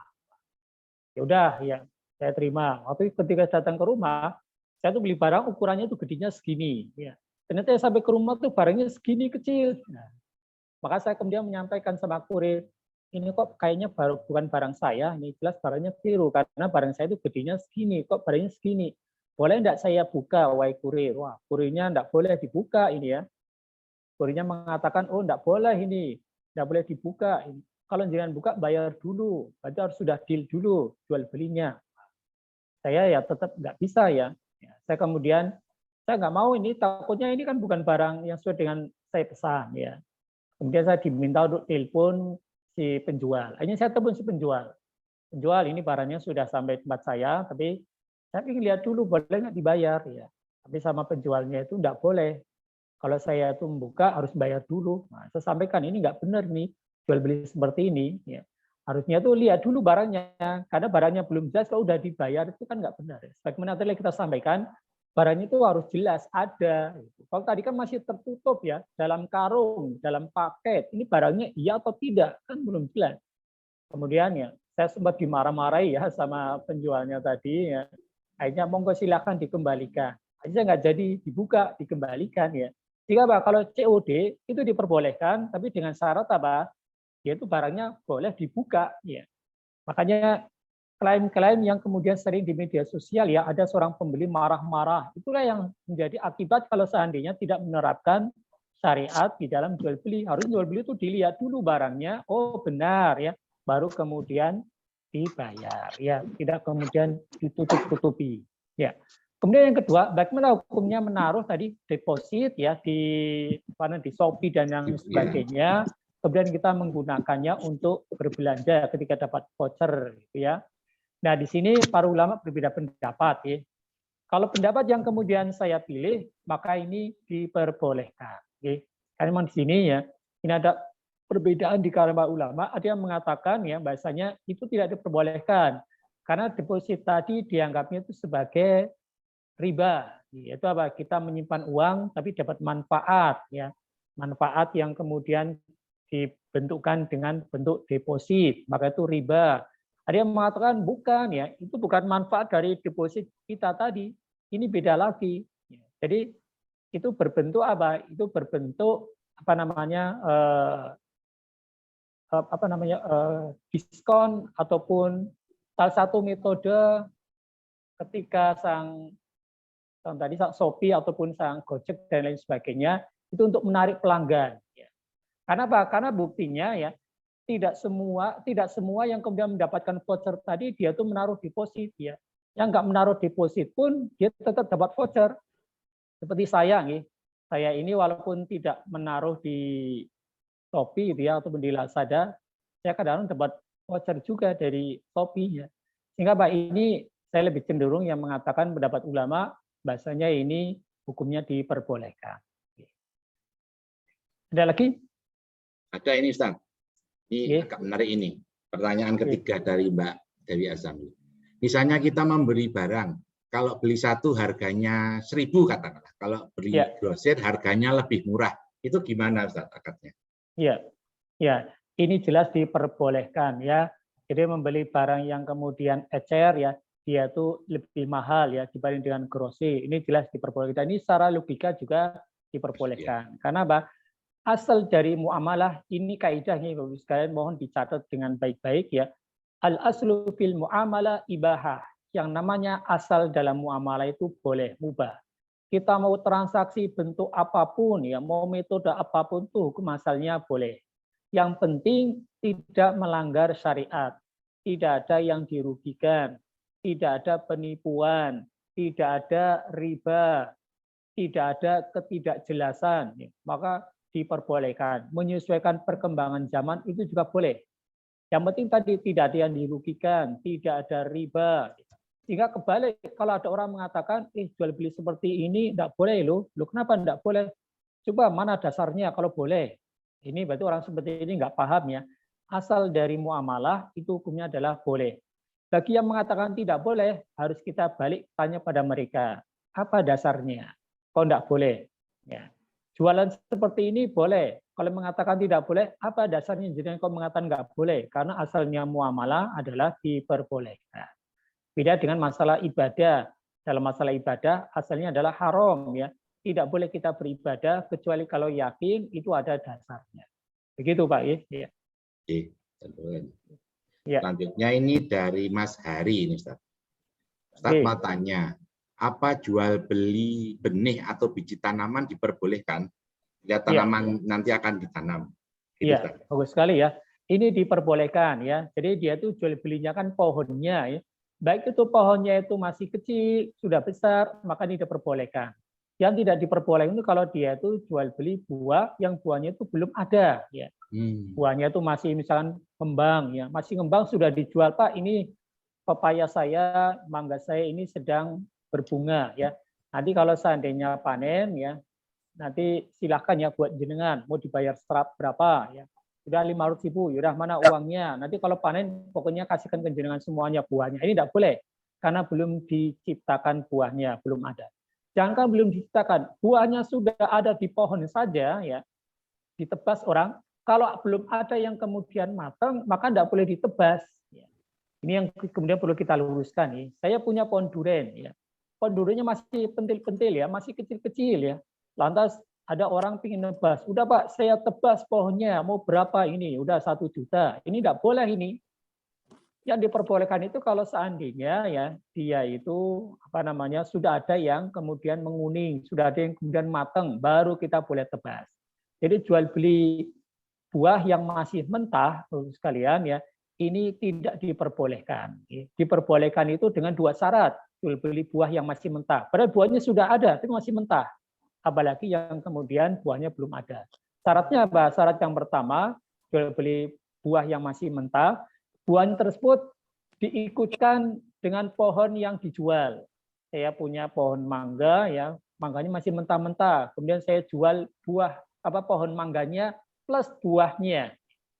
Jadi jualnya itu pohonnya plus mangganya. Tapi kalau jual mangganya toh tidak boleh ya. Kemudian yang kedua, bisa kita menjual buah yang masih mentah kalau terpisah dari pohonnya. Jadi dipetikin ya mangganya, kemudian dijual kiloan ya. Mungkin ada orang yang ingin bikin rujak lah ya. Maka ini diperbolehkan jual mentah. Tapi kalau selama masih di pohon ya, tidak boleh jual mentah. Boleh kalau nanti sudah ada yang matang. Ya mungkin bagi bapak-bapak yang biasa nebas ya buah, maka tebaslah ketika dia itu sudah ada yang matang ya, baru ditebas. Ya. Atau nih. Ada lagi yang lain? Ada. Assalamualaikum, Mas Dudi, boleh? Boleh, monggo. Pak Ustadz, mohon pencerahan. Ada 2 pertanyaan sih. Yang pertama, bagaimana mengenai jual beli emas yang terkait dengan biasanya ada di bank-bank syariah pun kan sudah melaksanakan gadai emas juga, pembelian emas secara dicicil juga gitu ya. Nah, saya pengen tahu sebetulnya hukumnya seperti apa. Terus yang kedua, ini kan para ibu-ibu pemain bisnis makanan, ini kan sebetulnya kita juga banyak customer yang istilahnya kita kan nggak bisa memilah dari sisi, mohon maaf, muslim dan non muslim gitu kan, karena sifatnya umum untuk makanan apa aja. Nah, ketika customer yang biasa pesan langganan tiba-tiba dia pengen untuk hantaran Natal, itu kan kadang-kadang kalau saya sih sebetulnya memilih untuk tidak melayani gitu kan, maksudnya insya Allah mudah-mudahan saya juga bisa memilah gitu, tapi kadang-kadang saya lihat beberapa juga kalau misalnya masih menerima, kadang-kadang mereka request dengan ucapan seperti ini, dengan ini. Apakah itu masih bisa diperbolehkan atau memang hukumnya jadi haram gitu, Ustadz? Mungkin bisa dikasih pencerahan. Ya, bagus sekali ya. Nah, ini yang pertama ya, terkait dengan jual beli emas tadi. Ya, ini bagaimana hukumnya ya? Maka diperbolehkan ya, kita itu yang namanya jual beli emas. Baik itu emas dengan emas, baik itu emas dengan selain emas, dalam artian dengan uang atau mungkin dengan perak. Tetapi ada kekhususan ya, ketika kita jual beli mata uang ataupun alat pembayaran, karena emas itu kan sebagai alat pembayaran, sama juga dengan uang. Maka kalau untuk emas, bisa kita lihat di dalam hadis Bukhari Muslim ya, Rasulullah SAW pernah mengatakan ya, ada bidhahab, yang namanya emas itu boleh ditukar dengan emas ya, ataupun kalau kita ya emas ditukar nanti dengan uang ya. Kalau emas ditukar dengan emas, maka syaratnya apa? Mithlan bimithlin yadan biyadin. Maka dia itu syaratnya harus beratnya sama, kemudian kontan. Ini kalau emas ya. Kalau sekarang emas dengan mata uang yang lain, emas dengan alat pembayaran yang lain, emas dengan perak, karena pembayaran juga bisa pakai perak yang kita kenal dengan dirham ya, ataupun emas dengan mata uang rupiah, maka syaratnya cuma satu. Syaratnya yang penting dia itu ya dan biadin, harus kemudian kontan ya. Maka yang sekarang ini terjadi marak ada yang namanya kredit emas, itu sebetulnya tidak sesuai syariat. Walaupun mengklaim mereka itu syariat, ini jelas tidak sesuai syariat. Karena kalau dia itu harus syariat, maka dia harus kontan ya. Emasnya ada, barangnya ada. Ini emasnya, mana uangnya. Jadi tidak boleh kemudian ini uangnya, emasnya kapan? Emasnya nanti menyusul 2 hari lagi. Nah, ini tidak boleh. Ini termasuk bentuk riba. Karena 2 hari lagi ya, pasti nanti harga emas itu naik atau turun walaupun cuma 1-2 rupiah. Ya, itu sudah termasuk riba. Nanti nih Bumi, maka amannya kalau kita beli emas ya, jangan lewat online nih, langsung kemudian ketemu saja. Kalau arisan emas boleh nggak, Us? Arisan emas, maksudnya gimana Bu? Contohnya gimana maksudnya? Ini setiap bulan gitu mengadakan arisan emas, kita iuran untuk 10 gram misalnya, 10 gram antam. Nanti setiap bulannya siapa yang dapat, tapi udah di depan tuh udah dikocok dulu. Jadi udah dibuat bulan ini siapa, bulan besok siapa, seperti itu. Iya, bagus sekali ya. Nah, kalau harganya berubah, Ustaz? Iya. Jadi kalau dia tuh arisan emas kemudian dikocok keluar emas. Wah, keluar nama ibu, wah, berarti dipastikan ibu dapat emas ya. Maka ini belum diperbolehkan, Bu. Karena tadi ya, karena emasnya belum ada, uangnya sudah ada. Bahkan ini uangnya aja mungkin belum ada ya, ini baru sebagian ya. Jadi ini dua-duanya malah nggak ada, maka tidak diperkenankan. Untuk lebih hati-hatinya, Bu, modelnya arisannya begini, bukan berarti tidak ada solusi. Ada nih solusinya. Udahlah ibu-ibu, harga emas sekarang 1 gram 1 juta. Ya, gimana kalau kita arisan emas? Tapi modelnya bagaimana? Kita nanti kocok ya. Siapa yang keluar ya, dia nanti yang dapat uang tadi. Jadi yang menang uangnya. Monggo uangnya mau beli emas sendiri atau kemudian kita carikan emas boleh. Jadi tapi bukan uang, dari bentuknya kita per gram gitu. Per gram ya, iurannya per gram seperti itu. Ustadz, tapi dalam bentuk uang, karena harga gram sekarang berapa, misalnya 1 gram itu 1 juta gitu. Jadi kita iuran Nah, seperti itu. Oh 1 juta. Berarti begitu ibu ini terpilih, oh yang menang adalah ibu fulan ya. Berarti langsung dia tuh dapat emasnya. Iya, iya. Seperti Iya. itu. Jadi Maka memang ini iya, kita memang namanya iuran, jadi di depan itu memang nanti siapa-siapa nanti mau tanggal berapa gitu. Jadi kita memang kesepakatan, berdasarkan kesepakatan, ya. kita nanti di bulan Oktober siapa, November siapa, Desember siapa gitu. Dan setiap bulannya kita memang sesuai dengan harga emas saat ini. Seperti itu. Iya. Jadi ya kalau seperti itu modelnya diperbolehkan, Bung. Berarti nanti emas tadi kan jadi milik ibu ya. Apapun yang terjadi, emas tadi tetap jadi milik ibu. Walaupun seandainya, mohon maaf ya, mungkin kredit arisannya macet itu urusan kedua, gitu. Ya, itu urusan kedua. Gitu. Tapi emas ini tetap jadi milik ibu. Ibu nanti untuk membayar misalkan kredit arisannya macet dengan menjual emasnya atau itu terserah, gitu. Maka ini diperbolehkan. Tapi kalau seandainya ya ini emasnya belum ada. Nanti kalau macet berarti emasnya diambil. Nah itu berarti kan masih belum jelas ini emas itu miliknya siapa, maka tidak boleh. Kalau tadi menurut penuturan Ibu seperti itu ya, insya Allah itu diperbolehkan. Berarti Ibu kategorinya sekarang punya emas, tapi Ibu punya hutang di kelompok arisan. Atau Ibu ya. Dan itu yang jelas ketika arisan tadi tidak boleh ada yang namanya riba. Kalau harga emas 1 juta, nanti Ibu ngasih ke arisan tadi harus 1 juta. Tidak boleh karena nggak boleh kemudian karena saya ini, wah saya itu menang duluan, saya bisa dapat ya 1 juta, tapi yang menang terakhir nanti bayar emasnya cuma 800.000, ini nggak boleh. Ya. Tetap antara yang pertama menang sama yang akhir, pokoknya dia tuh harus sama ya. Iya. Sama Dan kemudian patokan toko emas itu. Jadi seperti itu sudah ada patokan toko emas, kita belinya harus di toko emas itu. Seperti toko emas itu. itu ya, harus toko emas itu. Tapi masalahnya jadi ya insya Allah kalau seperti itu diperbolehkan ya. Cuma tadi ya, untuk masalah yang kita keluarkan dan yang kita dapat harus kemudian sama. Ya. Kalau yang kita keluarkan dan yang kita dapat itu beda, maka itu tidak boleh. Ada lagi yang lain? Yang tadi Ustadz belum dijawab masalah pesanan makanan. Iya. Oh ya, yang tadi ya terkait dengan masalah tadi ada seorang pelanggan ya, kemudian dia tuh pesan yang makanan untuk Natal ya, boleh tidak kita kemudian merespon pembeliannya? Iya. Nah, Ibu bisa dilihat ya dalam surat Al-Maidah ayat yang kedua, ya, Allah Taala berfirman, ya, wala ta'awanu 'alal itsmi wal udwan. Janganlah kalian tolong menolong dalam masalah dosa dan permusuhan. Ya, berdasarkan ayat ini ya, para ulama mengatakan ya tidak diperbolehkan kita tuh membantu di dalam masalah dosa.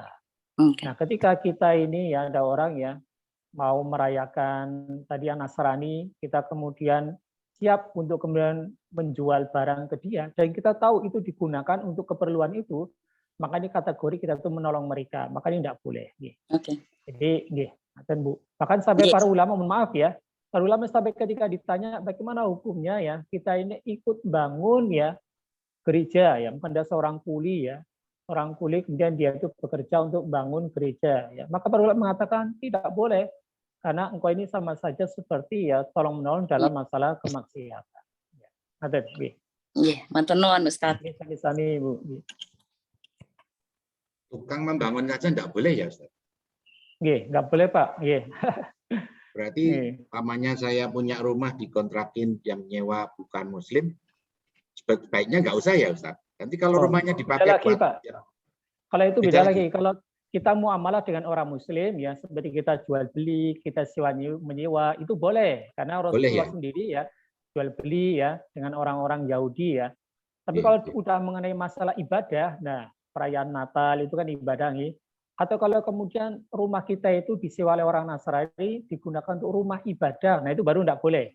Jadi kalau hanya digunakan tempat tinggal maka ini diperbolehkan. Oh, nah, biasanya saya sudah warning, kalaupun dia mau tetap mau pakai, tapi tidak boleh untuk ini itu berarti bisa nih Ustaz? Boleh Pak. Alhamdulillah. Atau suan Ustaz. Ini pertanyaan berikutnya ada dari Mas Hari tadi. Jadi pertanyaannya itu yang ditanyakan itu jual beli bijinya Ustaz, bukan tanaman yang sudah tumbuh gitu loh. Jadi namanya bibitnya gitu loh. Oh iya. Jadi jual beli bijinya tadi ya, misalnya biji apa namanya, biji jagung ya dan lain sebagainya. maka ini hukumnya diperbolehkan. Jadi tidak sama ya, disamakan dengan jual beli tadi yang kita sampaikan ya, sperma kambing, sperma unta, tidak disamakan, ya itu beda, itu diperbolehkan. Diperbolehkan, ya. Iya. Tapi sudah. Bahkan apa? Kalau di dalam masalah jual beli sperma tadi ya, kita bahkan menyewakan aja tidak boleh, ya. Jual beli tidak boleh, disewakan aja tidak boleh ya. Ini sangat ketat sekali ya. Udahlah, tak sewakan, monggo 3 hari ya kambing saya ya. Kamu cukup bayar 100.000. Nah, mungkin tidak boleh ini. Ini lebih ketat ya. Kalau untuk jual beli benih ya, mau kemudian benihnya dimasak sendiri, mau benihnya kemudian ditanam sendiri, maka ini diperbolehkan. Ya. Ketinggalan sampun Mbak Niki ya. Ya. Sudah habis, Ustaz. Satu pertanyaan terakhir dari saya, ya, Ustaz. Oke, monggo Pak, ini sebelum saya pernah punya pengalaman begini, Ustaz. Saya punya teman, biasa modali, katakanlah gitu ya, saya jual beli mobil waktu itu, kalau tidak salah, ini tak kai modal, engko nek payu, badine paron dan sebagainya. Itu hukumnya gimana, Ustaz? Seperti itu? Ya, bagus sekali ya. Itu yang sering disebut oleh para ulama dengan yang namanya samsaroh ataupun maklar. Jadi kita punya barang, kemudian teman kita mengatakan pada teman kita, udah Mas, saya punya barang ya, saya nggak pengalaman jual ya, monggo jualkan ya, nanti jenengan dapat fee segini, 5% atau mungkin nanti fee-nya bagi 2. Maka dia sebagai wasilah ya, samsaroh, perantara, maklar ya, maka ini hukumnya diperbolehkan. Tapi beda ya antara wakalah ataupun dengan samsaroh. Kalau samsaroh ataupun tadi maklar tadi syaratnya, yang namanya maklar itu hanya perantara. Maka semua transaksi yang terjadi dengan pembeli harus diberitahukan kepada sang penjual. Dia ini sebagai perantara ya. Jadi tidak boleh dia inisiatif sendiri, mohon maaf ya. Inisiatif sendiri dia tuh kemudian ya nambah harga, ngurangi harga, itu tidak boleh. Apalagi cari keuntungan sendiri, ya itu tidak boleh. Dia sudah dijelaskan ya, banyak dia itu sebagai perantara, sudah menyampaikan hanya perpanjangan lisan lah bahasa kita. Ya. Maklar itu hanya perpanjangan lisan ya. Nah selama ini kadang ada maklar yang nakal ya, sudah dapat untung dari sang pemilik barang, nanti nambah untung lagi. Wah itu tidak boleh. Yang terjadi seperti itu, Ustaz. Nah itu tidak boleh. Ya. Kecuali kalau boleh tidak boleh untuk dia kan, bukan untuk kita kan? Iya, leres nggak boleh untuk dia. Kecuali memang kalau dari akadnya kita maklarnya bilangnya begini ya, dengan maklar, udah Mas, jenengan jadi silakan dijualkan ya barang saya, kemudian dari saya harganya 1 juta, silakan nyari keuntungan sendiri. Nah kalau ini namanya bukan maklar sebetulnya, lebih tepatnya yaitu al-wakalah, itu sebagai pengganti kita. Ya. Udahlah, monggo dijualkan ya.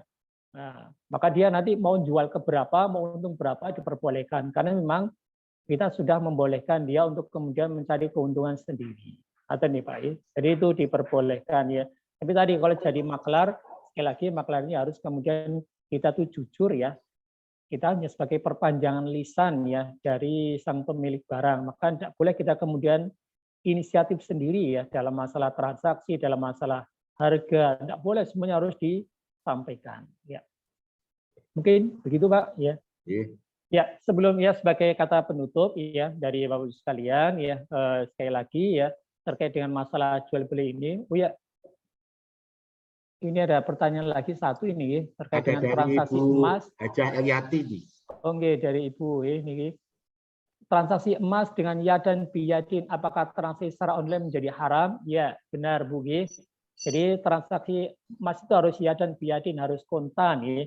Ada barang sekarang, uangnya juga sekarang. Kalau uangnya ditransfer sekarang, barangnya dikirim 3 hari lagi, 4 hari lagi, maka ini hukumnya tidak diperkenankan, ya, karena tidak kontan. Karena pasti nanti ada perubahan harga. Nah, perubahan harga itulah yang kemudian menjadikan yang namanya riba. Ya, sehingga sebagai kata penutup, Bapak Ibu sekalian, untuk kajian kita pada pagi hari ini, ya, sebenarnya dalam masalah fikih muamalah ini sangat luas, ya, sangat panjang. Ini hanya beberapa poin saja yang kita sampaikan ya. Nanti silakan Bapak Ibu sekalian bisa kemudian baca-baca terus ya, dengarkan kajian terkait dengan masalah muamalah ini ya, supaya memperkaya kita. Kemudian yang kedua ya, dalam masalah muamalah, terutama dalam masalah jual beli ini perlu kita ketahui kaidah asalnya muamalah itu hukumnya adalah diperbolehkan, selama kemudian tidak dilarang oleh syariat. Jadi mau seperti apa kita bentuk muamalahnya, mau seperti apa bentuk transaksinya, pakai alat apa, pakai metode seperti apa, ini diperbolehkan selama di situ tidak dilarang oleh syariat. Tidak ada riba, tidak ada yang dirugikan, ya, tidak ada yang namanya ketidakjelasan, ya, saling ridho, ya, semuanya diperbolehkan. Dan yang terakhir, yang ketiga, ya, di dalam masalah fikih muamalah, namanya fikih, ya, fikih itu biasa ada perbedaan di kalangan para ulama, ya. Maka ketika terjadi perbedaan dalam masalah fikih, baik itu dalam masalah ibadah, muamalah, maka kita harus saling legowo, ya, harus saling lapang dada. Tetapi apa? Ketika ada perbedaan tadi dalam masalah muamalah, dalam masalah ibadah, maka lebih afdol kita cari yang paling hati-hati. Karena dalam kaidah disebutkan al-ihtiyat mustahab, yang namanya hati-hati itu sangat dianjurkan. Carilah yang paling aman. Kalau tadi kita sampaikan nih, ulama dia mengatakan jual beli kredit, mayoritas mengatakan boleh, ada yang mengatakan tidak boleh. Udahlah, hati-hatinya kalau kita bisa beli, belilah yang kontan, ya. Tapi kalau tidak, juga mayoritas ulama mengatakan kredit pun juga diperbolehkan. Jadi pokoknya cari yang aman, apapun itulah, ya. Kalau ada perbedaan para ulama, cari yang aman, itu yang paling baik, dan itu tanda waroknya seorang muslim, menjaga dirinya seorang muslim dari terjerumus dari hal-hal yang kemudian syubhat ataupun dilarang. Demikian Bapak-Bapak Ibu sekalian, ya, yang bisa kami sampaikan. Kurang lebihnya mohon maaf. Akhirul kalam. Assalamualaikum warahmatullahi wabarakatuh. Waalaikumsalam warahmatullahi wabarakatuh. Alhamdulillahirrahmanirrahim. Jazakallah khairan katsira. Terima kasih Ustaz Rafiq atas tausiahnya. Bagus banget Ustaz. Yang tadinya abu-abu insya Allah akan menjadi lebih jelas ke depan. Insya Allah. Terima kasih sekali lagi Ustaz. Ya, alhamdulillah hari ini tadi yang join sekitar 55 orang. Alhamdulillah. Untuk selanjutnya sebelum ditutup seperti biasa, ya, Bapak Ibu, mohon mic-nya ditampilkan, akan kita ambil gambar sebentar. Pak Care, halo. Oke, monggo Bapak Ibu. Kita ambil ya. Siap ya.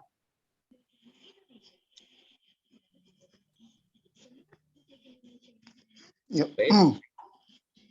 Monggo 1, 2, 3.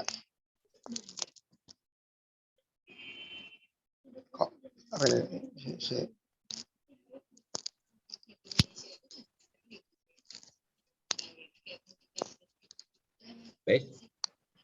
Masih lagi. Sudah. Ya. Oke, sekali lagi kami ucapkan terima kasih banyak untuk Ustaz Rafiq dan Bapak Ibu semua yang sudah berkenan join di pagi hari ini. Sebelum diakhiri, monggo Ustaz dipimpin doanya ya. Oh, oke, ada doa juga ya Pak. Oke, ada. Oke, mari kita angkat kedua tangan kita berdoa kepada Allah Subhanahu wa taala, semoga ya pada pagi hari ini ya kita diijabahi doa-doa kita semuanya. A'udzubillahi minasyaitonirrajim. Bismillahirrahmanirrahim. Alhamdulillahirabbil alamin wassalatu wassalamu ala nabiyina Muhammadin wa ala alihi washabihi ajmain. Allahumma rabbana zalamna anfusana wa illam taghfir lana wa tarhamna lanakunanna minal khasirin. Ya Allah ya Tuhan kami, sesungguhnya kami adalah hamba-Mu yang zalim. Seandainya Engkau tidak mengampuni dosa kami ya Allah, niscaya kami akan menjadi hamba-hamba-Mu yang rugi ya Allah ya Rabbal alamin. Allahumma rabbana fir lana wa liwalidayna wa li jamil muslimina wal muslimat wal mu'minina wal mu'minat al ahya wal amwat innaka antas samiul qarib mujibud da'awat ya rabbiyal kadza. Ya Allah ya Tuhan kami, sesungguhnya kami banyak berdosa ya Allah. Ampunilah dosa-dosa kami, dosa-dosa kedua orang tua kami, dan juga dosa seluruh kaum muslimin dan muslimat yang masih hidup dan yang sudah meninggal dunia ya Allah ya Rabbal alamin. Allahumma inna nas'aluka ilman nafi'an wa rizqan thayyiban wa amalan mutaqabbalan. Ya Allah ya Tuhan kami minta kepadamu ilmu yang bermanfaat, rezeki yang halal, dan amalan yang diterima ya Allah ya Rabbal alamin. Allahumma amitna bi husnil khatimah Ya Allah, matikanlah kami dalam keadaan yang baik, ya Allah. Dalam keadaan beribadah kepadamu, ya Allah. Dalam keadaan beriman kepadamu, ya Allah. Dalam keadaan tetap dalam Islam, ya Allah, ya Rabbal Alamin. Rabbana atina fid dunya hasanah wa fil akhirati hasanah wa qina adzabannar. Wa sallallahu ala nabiyyina Muhammad wa irudawana alhamdulillahi rabbil alamin. Amin. Alhamdulillah, jazakallah khairan katsir. Terima kasih. Mohon izin nggih Bapak nggih. Nggih. Nggih. Monggo Bapak Ibu. Assalamualaikum. Nggih. Pengajian pada pagi hari ini kita tutup bersama-sama dengan membaca doa kafarat. Alhamdulillahirabbil alamin. Subhanakallahumma wa bihamdika asyhadu an la ilaha Terima kasih banyak. Sampai bertemu Sabtu depan Insya Allah yang akan hadir di Zoom kita adalah Ustadz Yusuf Abdullah. Matur nuwun. Assalamualaikum warahmatullahi wabarakatuh. Waalaikumsalam warahmatullahi wabarakatuh. Yatim, Tante Ratih, matur nuwun semuanya. Matur nuwun Om Rudi. Mbak Ida, Mbak Alis. Halo Mbak Iliati. Anata, matur nuwun. Cengci, matur nuwun.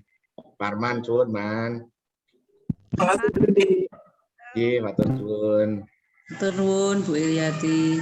Matur nuwun, Terus nuwun Mbak Yati. sami-sami. Matur nuwun. Matur nuwun Pak Dokter. Om Agus, matur nuwun. Mas Dendi, matur nuwun.